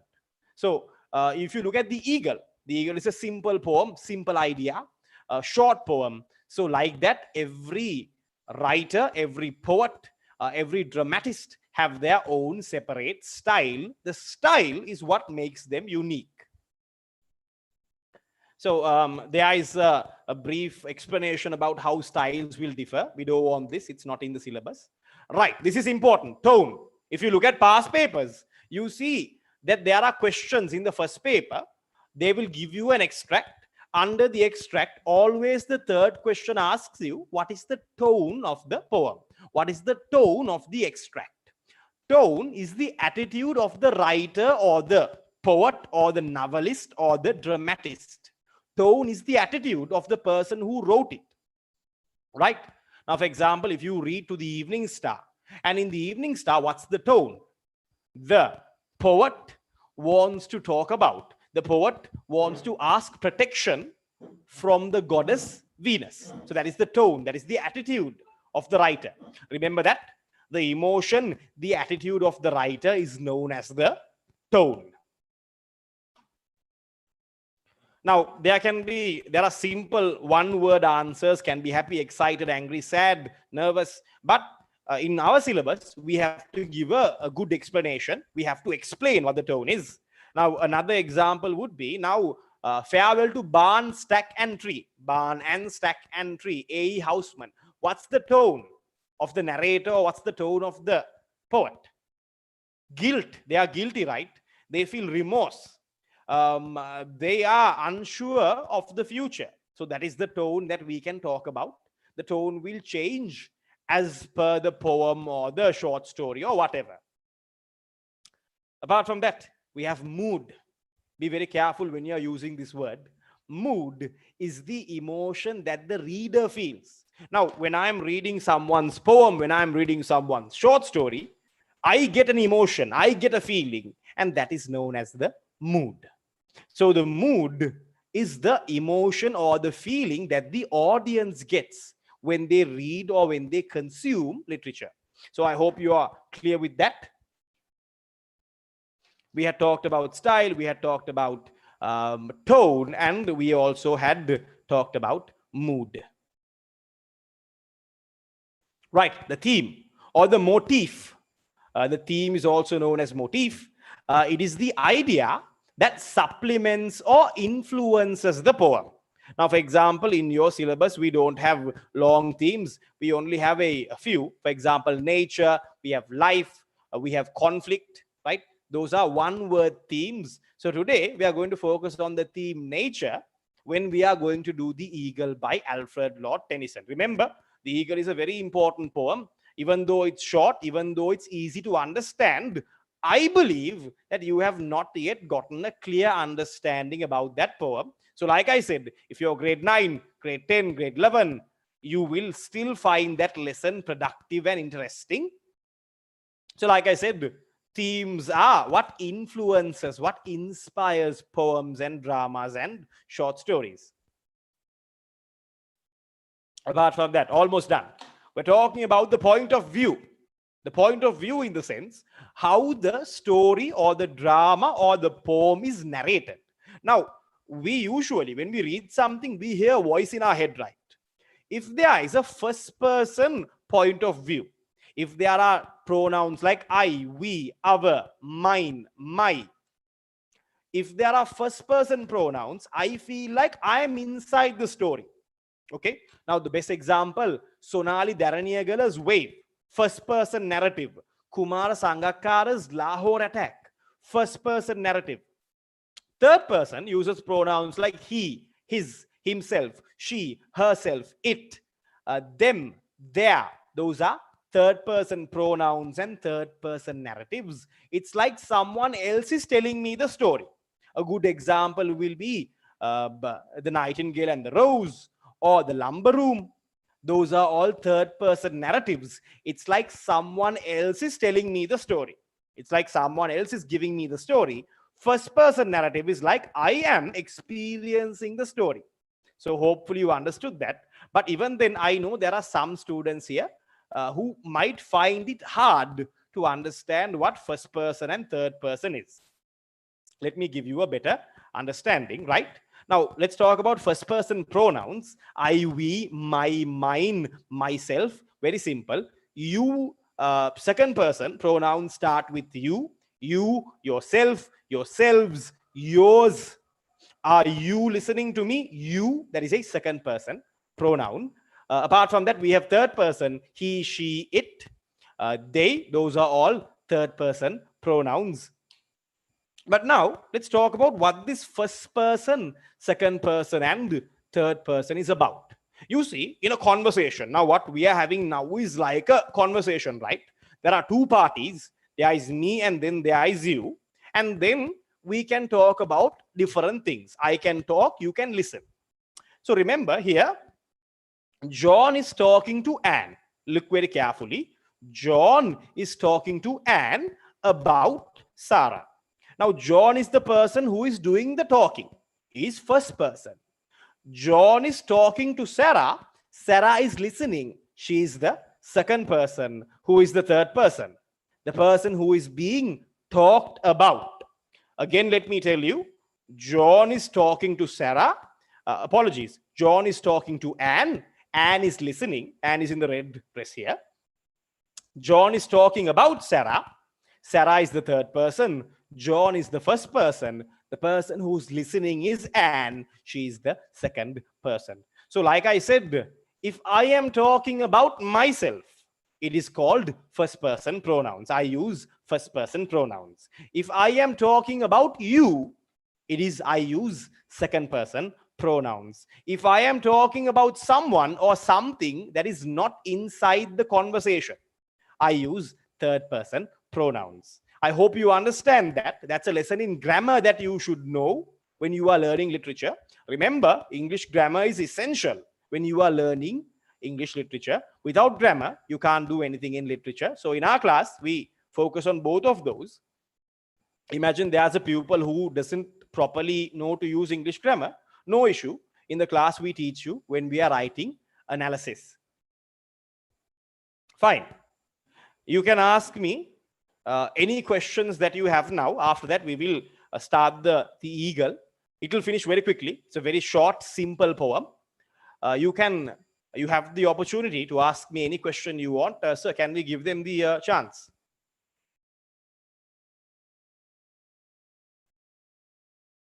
Hilmi sir, can you hear me?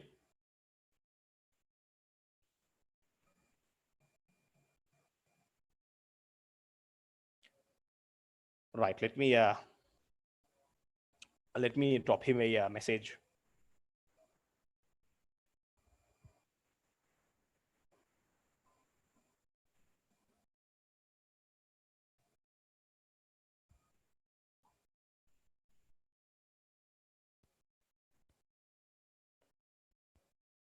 All right, okay, he's not available at the moment. Give me a moment, we'll see.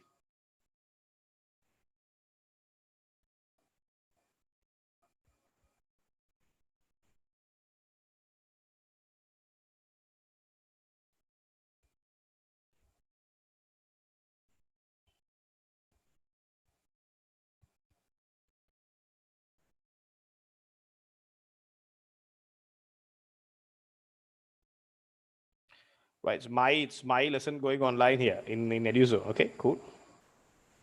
Fine, all right, awesome. So like I was saying, now because he's not available at the moment, we'll talk about questions in the end, because I can unmute you, but it'll be a lot more hassle. It'll be a lot more hassleful, or we'll try that in that case. If you want to ask me a question, you can unmute. You can raise your hands up. I will unmute you. Then you can unmute yourself, mention your name, and ask me the question. You can kindly raise your hands up. We'll quickly give a few of you some chances to ask me questions. Right. We have, Hikma. So I have asked to unmute. You can unmute yourself and you can ask me a question.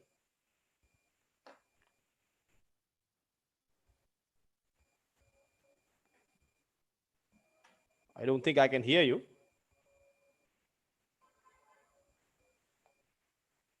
Right. That's horrible. I can't actually hear you, Dua.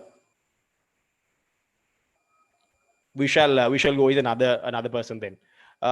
Anyone else, if you want to ask me a question, you can raise your hands up.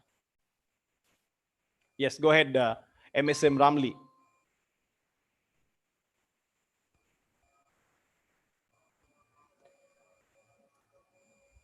Okay, fine. I don't think none of you. Sometimes there might be some kind of a signal problem here. So none of you are at the moment asking any questions. I see a few of you have raised your hands up. We'll try one more person. If not, we'll go forward with the session. Right. I have one person here. Yeah. I have Aisha Aruz. Go ahead. Shoot your questions, Aisha.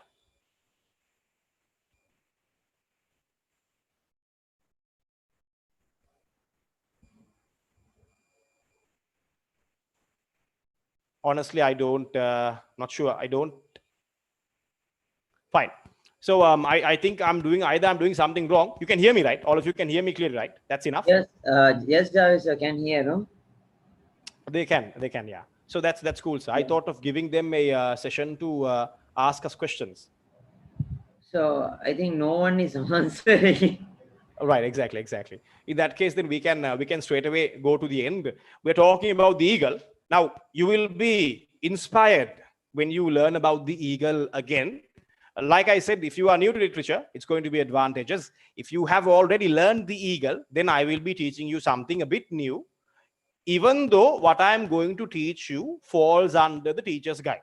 Okay, what I'm about to teach you falls under the teacher's guide.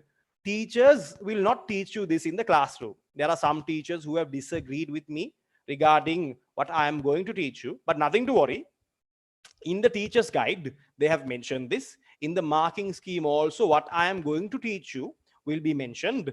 And most probably, if you are learning about the eagle in the exam, if you are writing about the eagle in the exam, you will be lucky to know that sometimes you might get a question that I am about to teach you today. What I am about to teach you from today, you might get a question regarding that. Fine. So here, let's go right into the presentation here. The theme starts with nature. I told you, what is the theme of a poem? It is the motif. It is the idea behind the poem. It's the muse or the influence of a poem here. When we are learning about The Eagle by Alfred Lord Tennyson, we are learning about nature. We are learning through the eyes of nature. But remember, when we are learning about nature, when we are talking about nature, there are two types of nature. There are two types of natural aspects that we talk about when we learn literature. The first thing is nature through a romantic perspective. Now, in literature, we heavily talk about women and we resonate women with nature. We say that women and nature have equal qualities, that women and nature have same qualities that complements each other. Now, if you've read the poems, She Dwells Among the Untrodden Ways, or if you've read To the Evening Star, in that, the poet talks about nature and also talks about the beauty of a woman. So remember, when we talk about nature, there is a heavy romantic feeling that is created when we are using nature as a theme. However, The Eagle is not like that. The Eagle is not a romantic poem. Even though it's a nature poem, it is not a romantic poem. It is not a poem about love. That's an exception. Remember, in The Eagle, it heavily talks only about natural aspects. The Eagle only talks about natural aspects or things that you find in nature. Now, remember, when we are talking about the romantic side of nature, we say that nature is equal to women, that nature is omnipresent. Women are also omnipresent. Omnipresent in the sense you can feel them everywhere. Now, for example, you can feel your mother's love everywhere.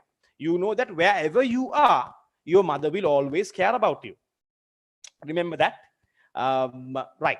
So apart from that, apart from the romantic side of nature, we also talk about the natural aspects that we find here.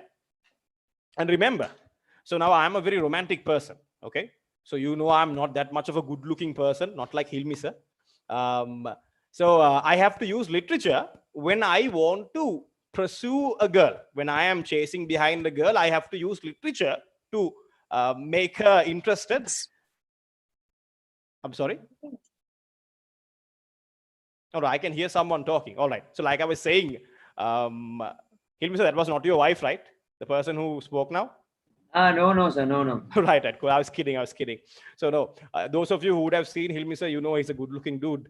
That's why I said like that. But like I was saying, okay, when we are talking about nature, when we are resonating women with nature, we can use these devices I have shown you here in the screen. Now, for example, I can say, you are the moon. That is a metaphor, right? I told you in the beginning, what's a metaphor? When you are comparing two things together and those two things are basically made equal. I say, you are the moon. It's a comparison. It's done directly. Apart from that, I can say, you are like a rose.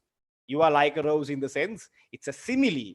When you are comparing two things using the words like or as, you call it a simile.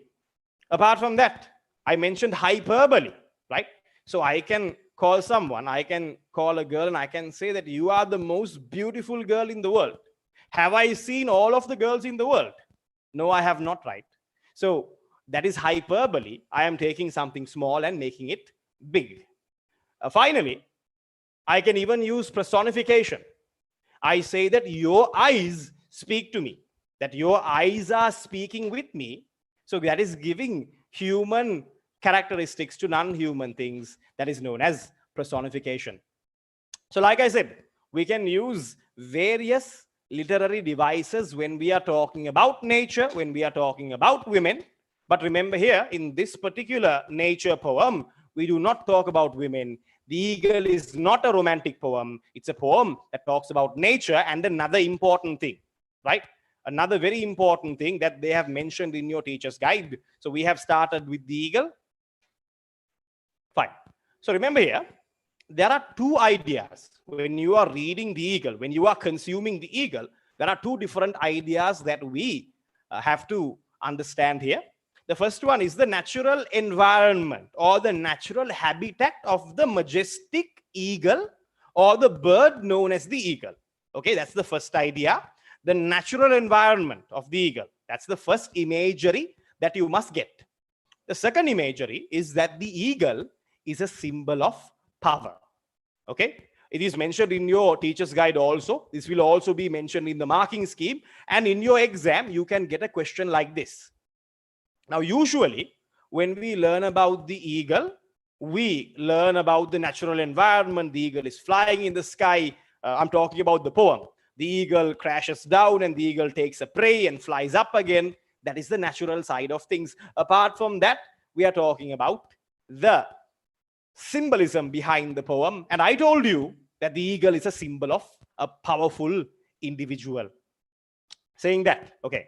Now, hands up if you think that this is wrong. If you think that, sir, I have learned the eagle, and the eagle is not about a powerful individual. Raise your hands up. If you think, sir, no, the eagle is not about a powerful individual. Righto. Understood. All right. So I've got a lot of positive comments also from you kids. Hopefully I can see you in my sessions also. Right. Let me show you proof. Okay. Now this is an extract taken from your teacher's guide. Right. If you go to the teacher's guide, it's online, by the way. You can download it. If you go under section number 4, under the eagle, you see that there is a sentence here. What qualities of authoritative men which are parallel to the bird are brought out? That means the eagle has qualities of powerful men. You can take the eagle as a symbol of powerful men. This is in your teacher's guide. Apart from that, do you think the simile, like a thunderbolt he falls, resembles the swiftness of a warrior? If so, how? So you see, we are talking about two parts in literature. One, we are talking about the powerful individual. Two, we are talking about the natural aspect, the majestic bird known as the eagle. Remember, memorize the poem. Memorize all of the poems. It's very easy to write the analysis if you have memorized the poem. I will begin with the poem. Before that, you know, there are only 6 lines. Memorize this right now. If you have the book next to you, you should have the book, by the way. Memorize them right now. He clasped the crag with crooked hands, close to the sun in lonely lands. The wrinkled sea beneath him crawls. He watches from his mountain walls, and like a thunderbolt, he falls. I missed one line in the middle. Yeah, like the ring with the azure world he stands. So like I said, memorize the poem. It's a lot more easier. So remember, before we start the reading session, before we start explaining about the poem, there's a video I wanted to show you about. When you read the poem, when you read the eagle, he clasped the crag with crooked hands, close to the sun in lonely lands, ringed with the azure world he stands. When you are reading the poem, there is a image that you must get in your head. But I told you, not one imagery. There are 2 types of imagery that you must get inside of your head. I'll show you the videos. Afterwards, you understand what I am talking about. Okay, so now the first video that I wanted to show you. Let me share this again. Let me share with sound. Fine. So here, the first video I wanted to share with you. This is the natural aspect that they can never see coming. The bald-headed eagle.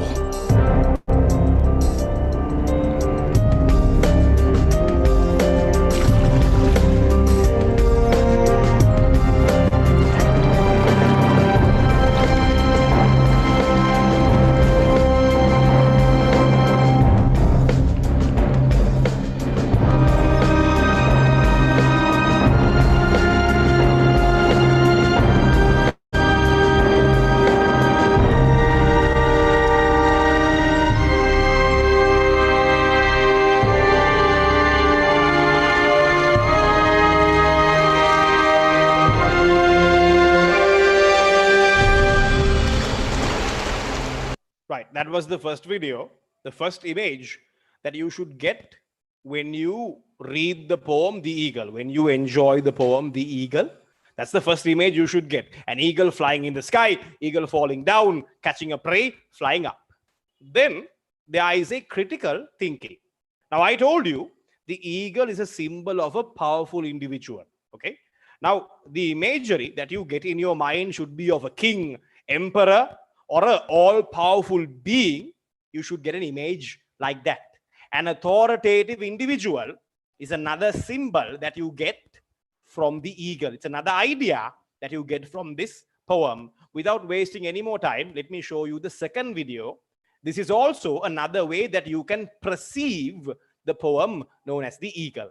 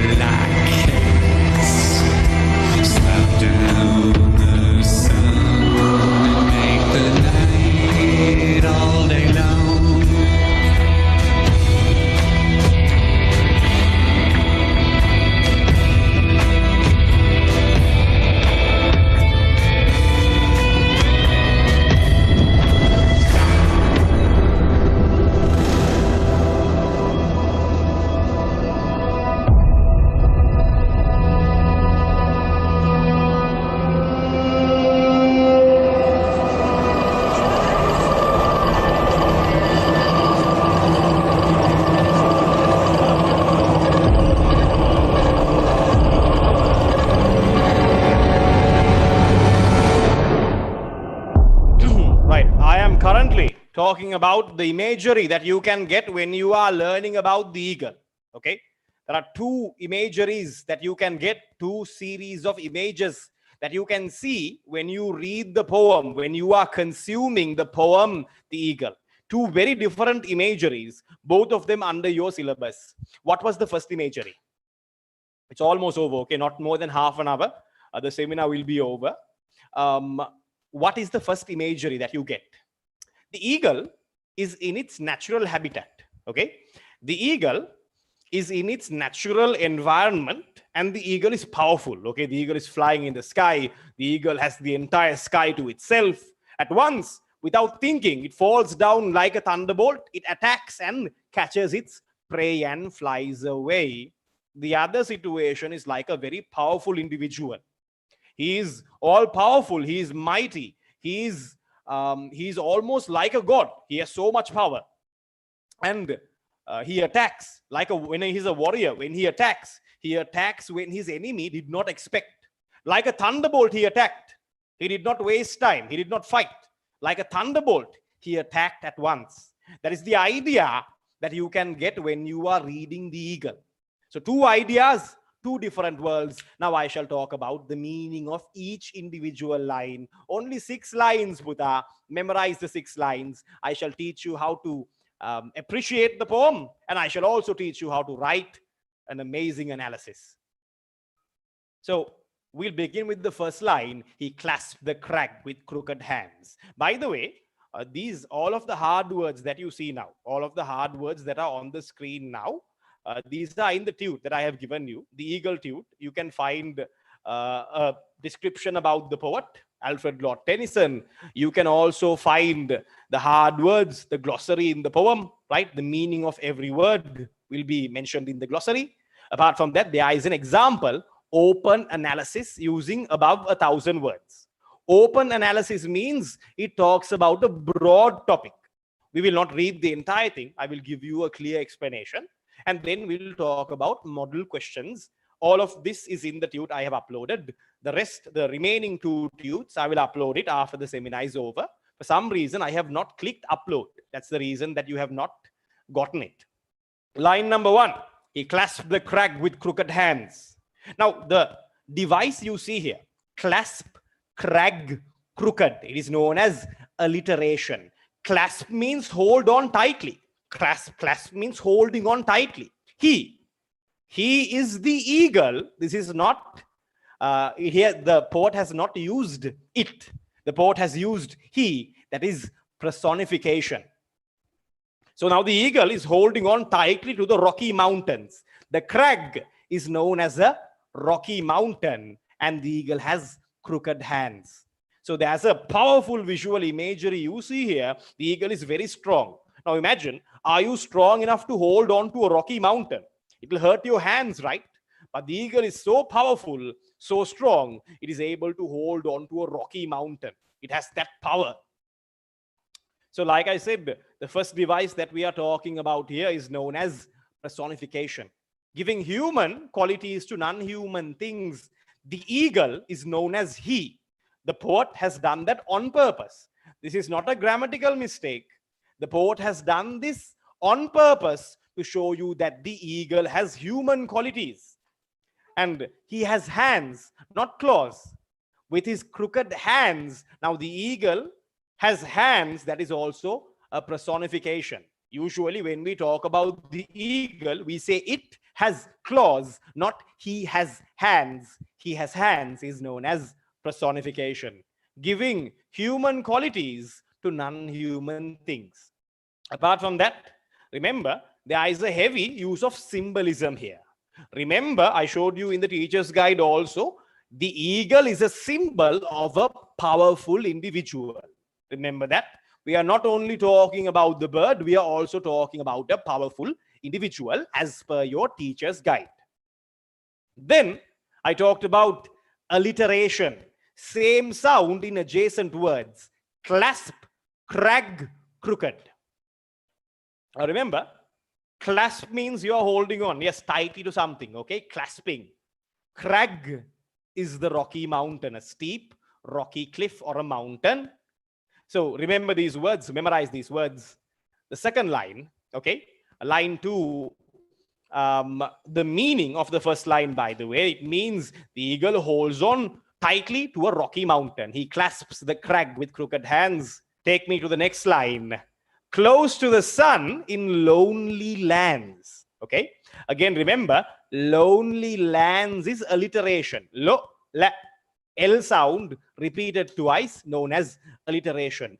Close to the sun. Now the eagle is so high in the sky. The eagle is so high in the sky, it seems like the eagle is close to the sun. But is it really? Can an eagle go close to the sun? No, you'll be eating eagle barbecue if the eagle flies close to the sun. The eagle is so powerful that it can fly very high in the sky. This is hyperbole. I told you this book weighs 1 ton. Not really. That is hyperbole. It's very heavy. The eagle is so high up in the sky. The eagle weighs 1 ton. There is symbolism here. If you can quickly comment the symbolism. If you can quickly send me a message. What is the symbolism here? The sun is a symbol of what? The sun is a symbol of, like I said, the sun is a symbol of power. So apart from that, so now we know because the eagle can exist next to the sun, the eagle is a powerful individual. The eagle is a symbol of a powerful individual. Sun is symbolism. The sun is a symbol of power. Now here, like I said, the literary device talked about here is hyperbole. Okay, so no animal can exist close to the sun. The poet says that the eagle is so high up in the sky. The eagle is really high up in the sky that it seems like the eagle is close to the sun. Then we have, like I said, symbolism. The sun is a symbol of cosmic power. The eagle is also a very powerful, a symbol of a powerful individual. Lonely lands, I told you, it's a alliteration. Lonely lands. L and L, adjacent words, begin with the same sound. Then we have symbolism again. Now, when you are talking about lonely lands, it means the eagle is alone, right? It does not have an army. The eagle does not have an entire army. And usually, when you are a powerful individual, you can't trust anyone. You can't even trust your own brothers. If you're a king, if you're a tyrant, if you're a dictator, if you're a president, you can't even trust your own brothers. So the eagle is also alone in the sky. The powerful individual is also alone mentally. When you're a powerful person, you are always alone inside your mind because you can't trust anyone. It's like you're always alone. Then here, the meaning of the second line is the eagle is powerful as the sun and it lives in solitude. The eagle lives alone in lonely lands. Like the second video I showed you, the powerful individual, the tyrant, lives alone. And here, line number 3, stanza number 1, ringed with the azure world he stands. Now, do you know what azure world means? Right? Remember, the bright blue color of the sun is known as azure world. The azure, apologies, the bright blue color of the sky is known as the azure world. Azure is the bright blue color of the sky. And now tell me, is the sky bright and blue when it's raining or when it's scorching hot? Is the sky bright blue when it's raining outside or when it's scorching hot? You know, the sky is bright blue when it's scorching hot outside. This is known as euphemism. The writer is indirectly, the poet is indirectly mentioning something, saying that the sky is insanely hot because of the atmosphere, because the sun is very hot. The sky is also hot, but he is not directly saying that it's burning outside, it's scorching heat. He's not mentioning that. He says that the sky is so blue, is bright blue, and through that we can understand that it's very hot outside. It's very hot where the eagle lives, ringed with the azure world. Now the azure world is like the eagle's kingdom. Okay, when the eagle is in the azure world, it's all powerful. Nothing can attack the eagle when it's in the sky. So it is ringed with the azure world. It is one with the azure world. That is something that you should remember. And finally, the final part of that stanza, that's the end of the first stanza. Like I said, ringed is an adjective. That means either you are wearing a ring or you are ringed. You are connected with something. The eagle is connected with the azure world or the sky. All right. So like I said, the word azure means the blue color of the sky. So obviously, the azure world means the sky. So now, the literary device that you can use here is known as visual imagery.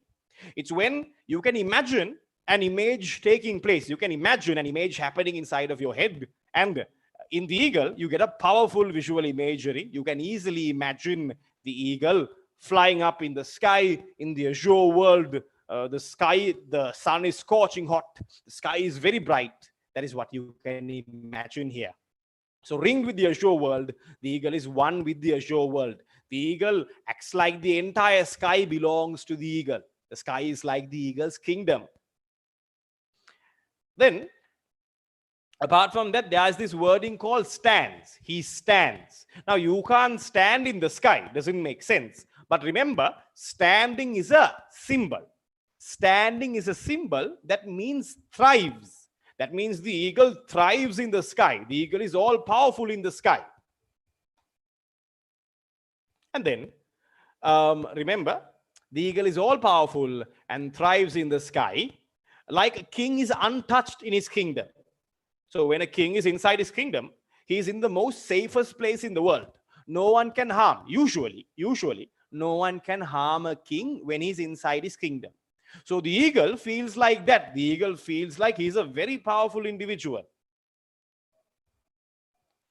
Which takes us towards the second stanza. The wrinkles see beneath him crawls.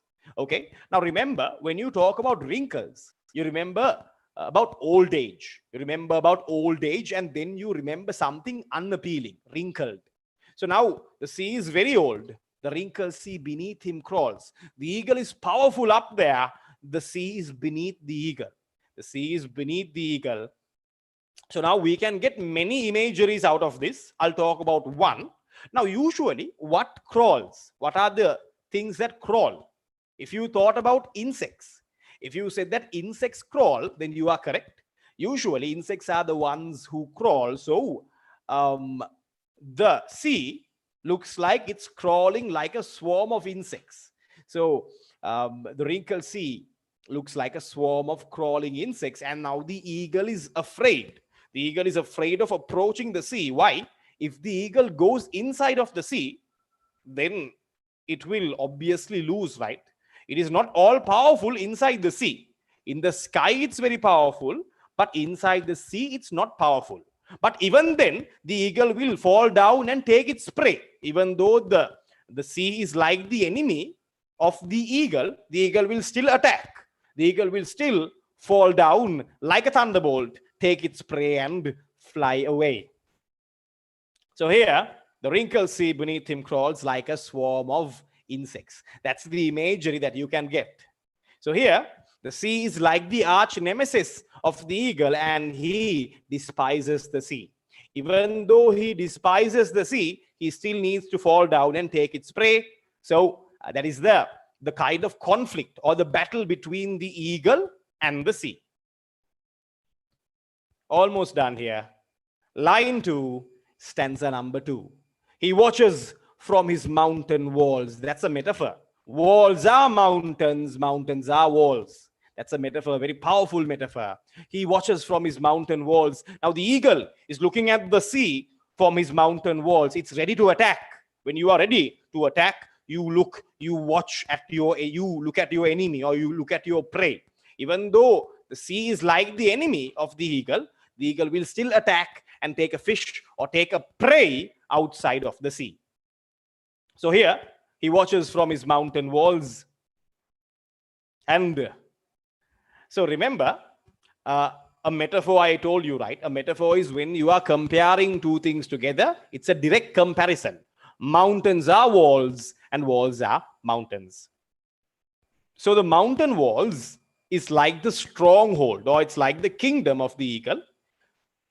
So what you can get out of this is the eagle is looking at the sea from its mountain walls. It's in its stronghold. And now the eagle is getting ready to attack. And like a thunderbolt, he falls. The eagle falls down. It's like the eagle flying down. Looks like the eagle is falling so quickly, like a thunderbolt. That's a simile. The eagle falls down and grabs one of its prey But there are other meanings also. There are other meanings that you can take from the word false. I told you there are two different meanings, right?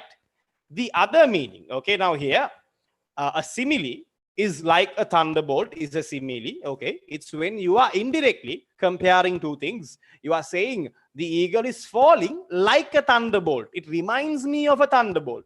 That's called an indirect comparison, also known as a simile. Apart from that, remember, there is a heavy difference between a simile and a metaphor. We had talked about this in our previous presentation. So here, the literary device that you can also use here, thunderbolt, that is auditory imagery. When you say the word thunderbolt, you feel that power, right? So when the wording has such a powerful impact behind it, it's known as auditory imagery. A thunderbolt, like a thunderbolt, it falls. And here, I told you, you can get many meanings out of this poem. So the second meaning that you can get out is when someone is falling, it's like they are failing, right? Now, when you say the fall of Rome, fall of the Roman Empire, that means the Roman Empire is collapsing. The Roman Empire is now failing. When someone is dying, you say the fall of Hitler. That means Hitler is setapochi. So the word falls can have this meaning also. It can be a symbol of death, demise, failure. And when you are a powerful individual, you need to face that. You need to face failure. You need to be ready for death. You need to be ready to be betrayed. So that is another idea that you can take out of this poem, The Eagle. So again, like I said, falls may have another meaning when a warrior charges for battle. Now, as per your teacher's guide, the eagle falling down is like the eagle is charging for a battle. It's like a thunderbolt is attacking. It's falling down like a thunderbolt and attacking its prey. The idea that you can get from that particular line. So finally, we're almost done here. Finally, the moral that you need to learn from the eagle is that the eagle talks about two different things. One, it talks about the natural environment about the eagle, and then it talks about a powerful individual. And when you are a powerful individual, you can't trust anyone. You are in lonely lands, you are alone, and you are constantly in your mind, you are alone because you can't really trust anyone. You are so powerful that you are a symbol. You are symbolized by the sun. If you're a powerful individual and so powerful, the sun is like a symbol of you. And you are only powerful inside your kingdom. In the azure world, you are very powerful. You are ringed with the azure world. The eagle is ringed with the azure world, something you should remember. And then you have enemies. The wrinkled sea is beneath the eagle. It's crawling under the eagle. The old wrinkled sea, even though he has enemies, the eagle is ready to attack because the eagle needs to find its prey. So the eagle charges like a warrior. It falls like a thunderbolt. It attacks like a thunderbolt, like the second video I showed you. And finally, sometimes you might fail. Fall has another meaning. It can be failure. It can be death. It can be demise. Despite the idea you got from the poem, the moral of this poem, the final part of the poem is failure is inevitable even though you are a powerful individual. Everyone must fall sometimes. But remember, even though the eagle did fall down, it emerges with a prey. Every time the eagle falls down, it comes back up with a prey. Become the eagle. Be like the eagle. Learn from your mistakes. Learn from your failures. Never give up. Living proof for that, I am. If literature is what you want, literature is what you shall have, as I always say. Thank you for being a part of the journey. Thank you for investing your time in me and your belief in me. And thank you for considering me and giving me the temporary honor of being your literature teacher. Because I take everything very seriously. I take literature very personally. It is always a pleasure teaching you, especially things that are in your syllabus and especially things that will impact you as a person. saying that we have a few more minutes because 6:30 I have another class, by the way. We have a few more minutes. You can ask me a few questions because by 6:30 we have to end the seminar, sadly. It's a 2-hour seminar. I have done half an hour more. Apologies for that. So before I leave, I have to tell you, read the tute I have given you. You can't find any of this online. All of these are written by me. Read the analysis, read the open analysis, and try these model questions. Now, I have showed you how to write the analysis, by the way. There's a model question I want to talk about here. Yes, right here. Tennyson's The Eagle is a significant milestone in literature which explicitly states the struggle of a tyrant. A tyrant is a powerful ruler. So now, The Eagle talks about the struggle of a ruler. Try to write an analysis right now. Don't waste any time. Take around 15 minutes, 20 minutes. Write an analysis. You should be able to write one. If you don't know how to write an analysis, you can always find me in the EDU-ZONE website and you can ask me, you can learn from me how to write a proper, a kick-ass analysis. An amazing analysis that in the exam, if you write, you can definitely get almost the full marks. Then I will give you the opportunity to ask some questions. If you want, you can raise your hands up. There are a few people who are raising your hands up. Sir, shall we give them the opportunity? Yeah. Okay, you will get a pop-up and you can unmute and you can ask your questions.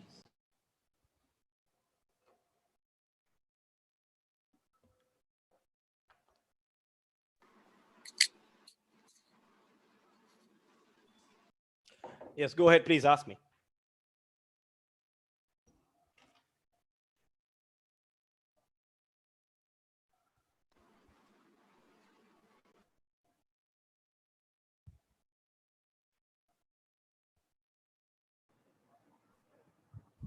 Sir, can you hear me?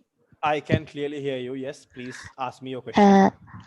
Sir, you told that eagle will not come under sonnet. 14 Yes. lines poem. Yes. But Nile River. The Eagle is not a sonnet. I'm sorry, the Eagle is not a sonnet. It does not fall under sonnet. A sonnet. Yes, Nile Yes. River falls under sonnet, right? That's right. The Ode to a Nile, yes. Ode to the Nile falls under sonnet. You're right. Well done. The Eagle does not fall under a sonnet. So, yes. And To the Evening Thank you, Star sir. is also not a sonnet. Yeah, well done. Very good question. A few more questions is appreciated.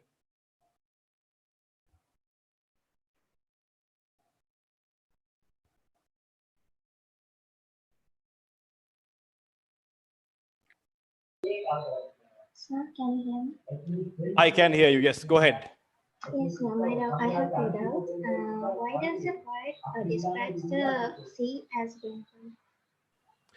Yeah, exactly. Very good question. Now, the poet has a few ideas when he is describing the sea as wrinkled. Now, when you say something is wrinkled, it means it's very old, right? Old people have a lot of wrinkles in their face. So, one, the sea is very old, sometimes even more older than the eagle. The other thing is, the poet wants to show that the sea is unpleasant, even that the eagle is not fond of the sea. It's true, right? The eagle can't swim inside the sea. The eagle attacks the sea.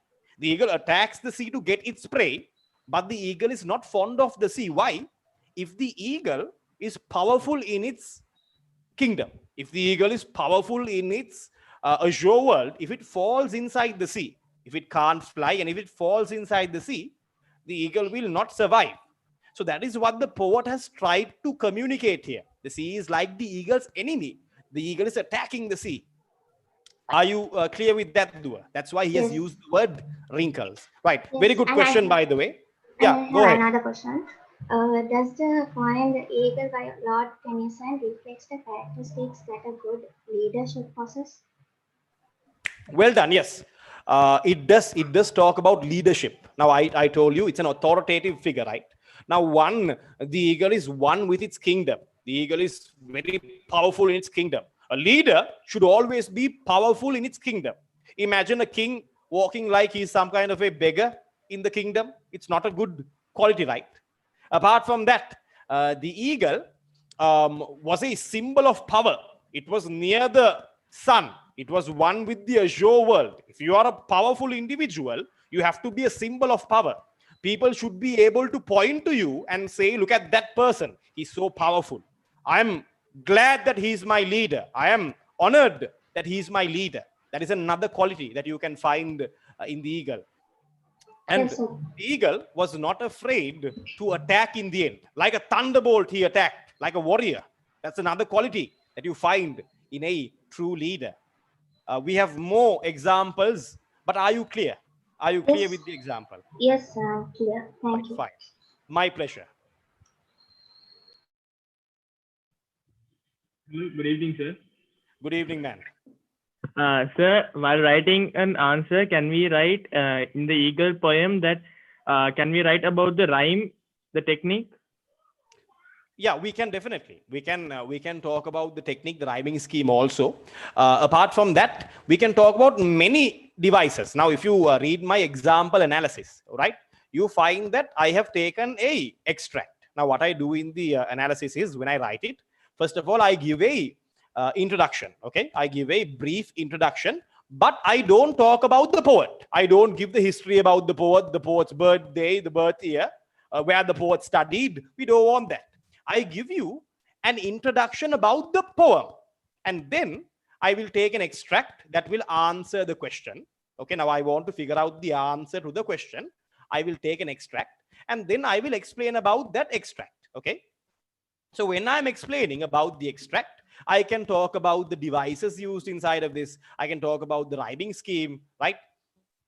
And I can talk about various other devices used to make the poem more appealing. So yes, while you are explaining in the analysis, you can talk about all of the literary devices. In my class, I have taught everyone how to write a clear literary analysis. All of them are very talented with it. The method is very simple. I call it the plug method. The plug method. In my class, we have talked about it previously. Pre-analysis, right, sir? I'm sorry? The pre-analysis and stuff The like pre-analysis. Are you from my class, man? What the hell? Yeah. You from my class? Yeah. Yeah. Oh, right. Didn't really recognize you there. Yeah, Arkham. So fine. So you know, right, how we write analysis. Okay, awesome. You know how we write analysis in our classes, right? That's awesome. So thanks a lot for your question. Anything else? No, sir. Thank you, sir. Right. My pleasure, man. We have time for one more question. After that, we have to wrap this up. The final lucky question of the session. Sir, good evening, sir. Yes, go ahead. Good evening, man. I'm not having a doubt, sir, but you have to tell whether my statement is correct, sir. Understood. Very clear. So in the last line, sir, like a thunderbolt, he falls. You're telling that it's a failure, sir. Yes. Instead of that, can we tell, sir, like thunderbolt is a very powerful thing and it is also fast. When it falls onto the ground, sir, it creates a massive destruction. Right, sir? Yes, you're right. So can we tell that here the eagle is very powerful and fast? Yes, you can. You are right. So like I Instead said, of telling failure. There are two. Yeah, very good question, by the way. There are two ways that we can look at this. Okay, now I have mentioned in the slideshow also. One moment. Let me take that slide. Okay, you can still see the screen, right? Let me take out that slide here. Yes.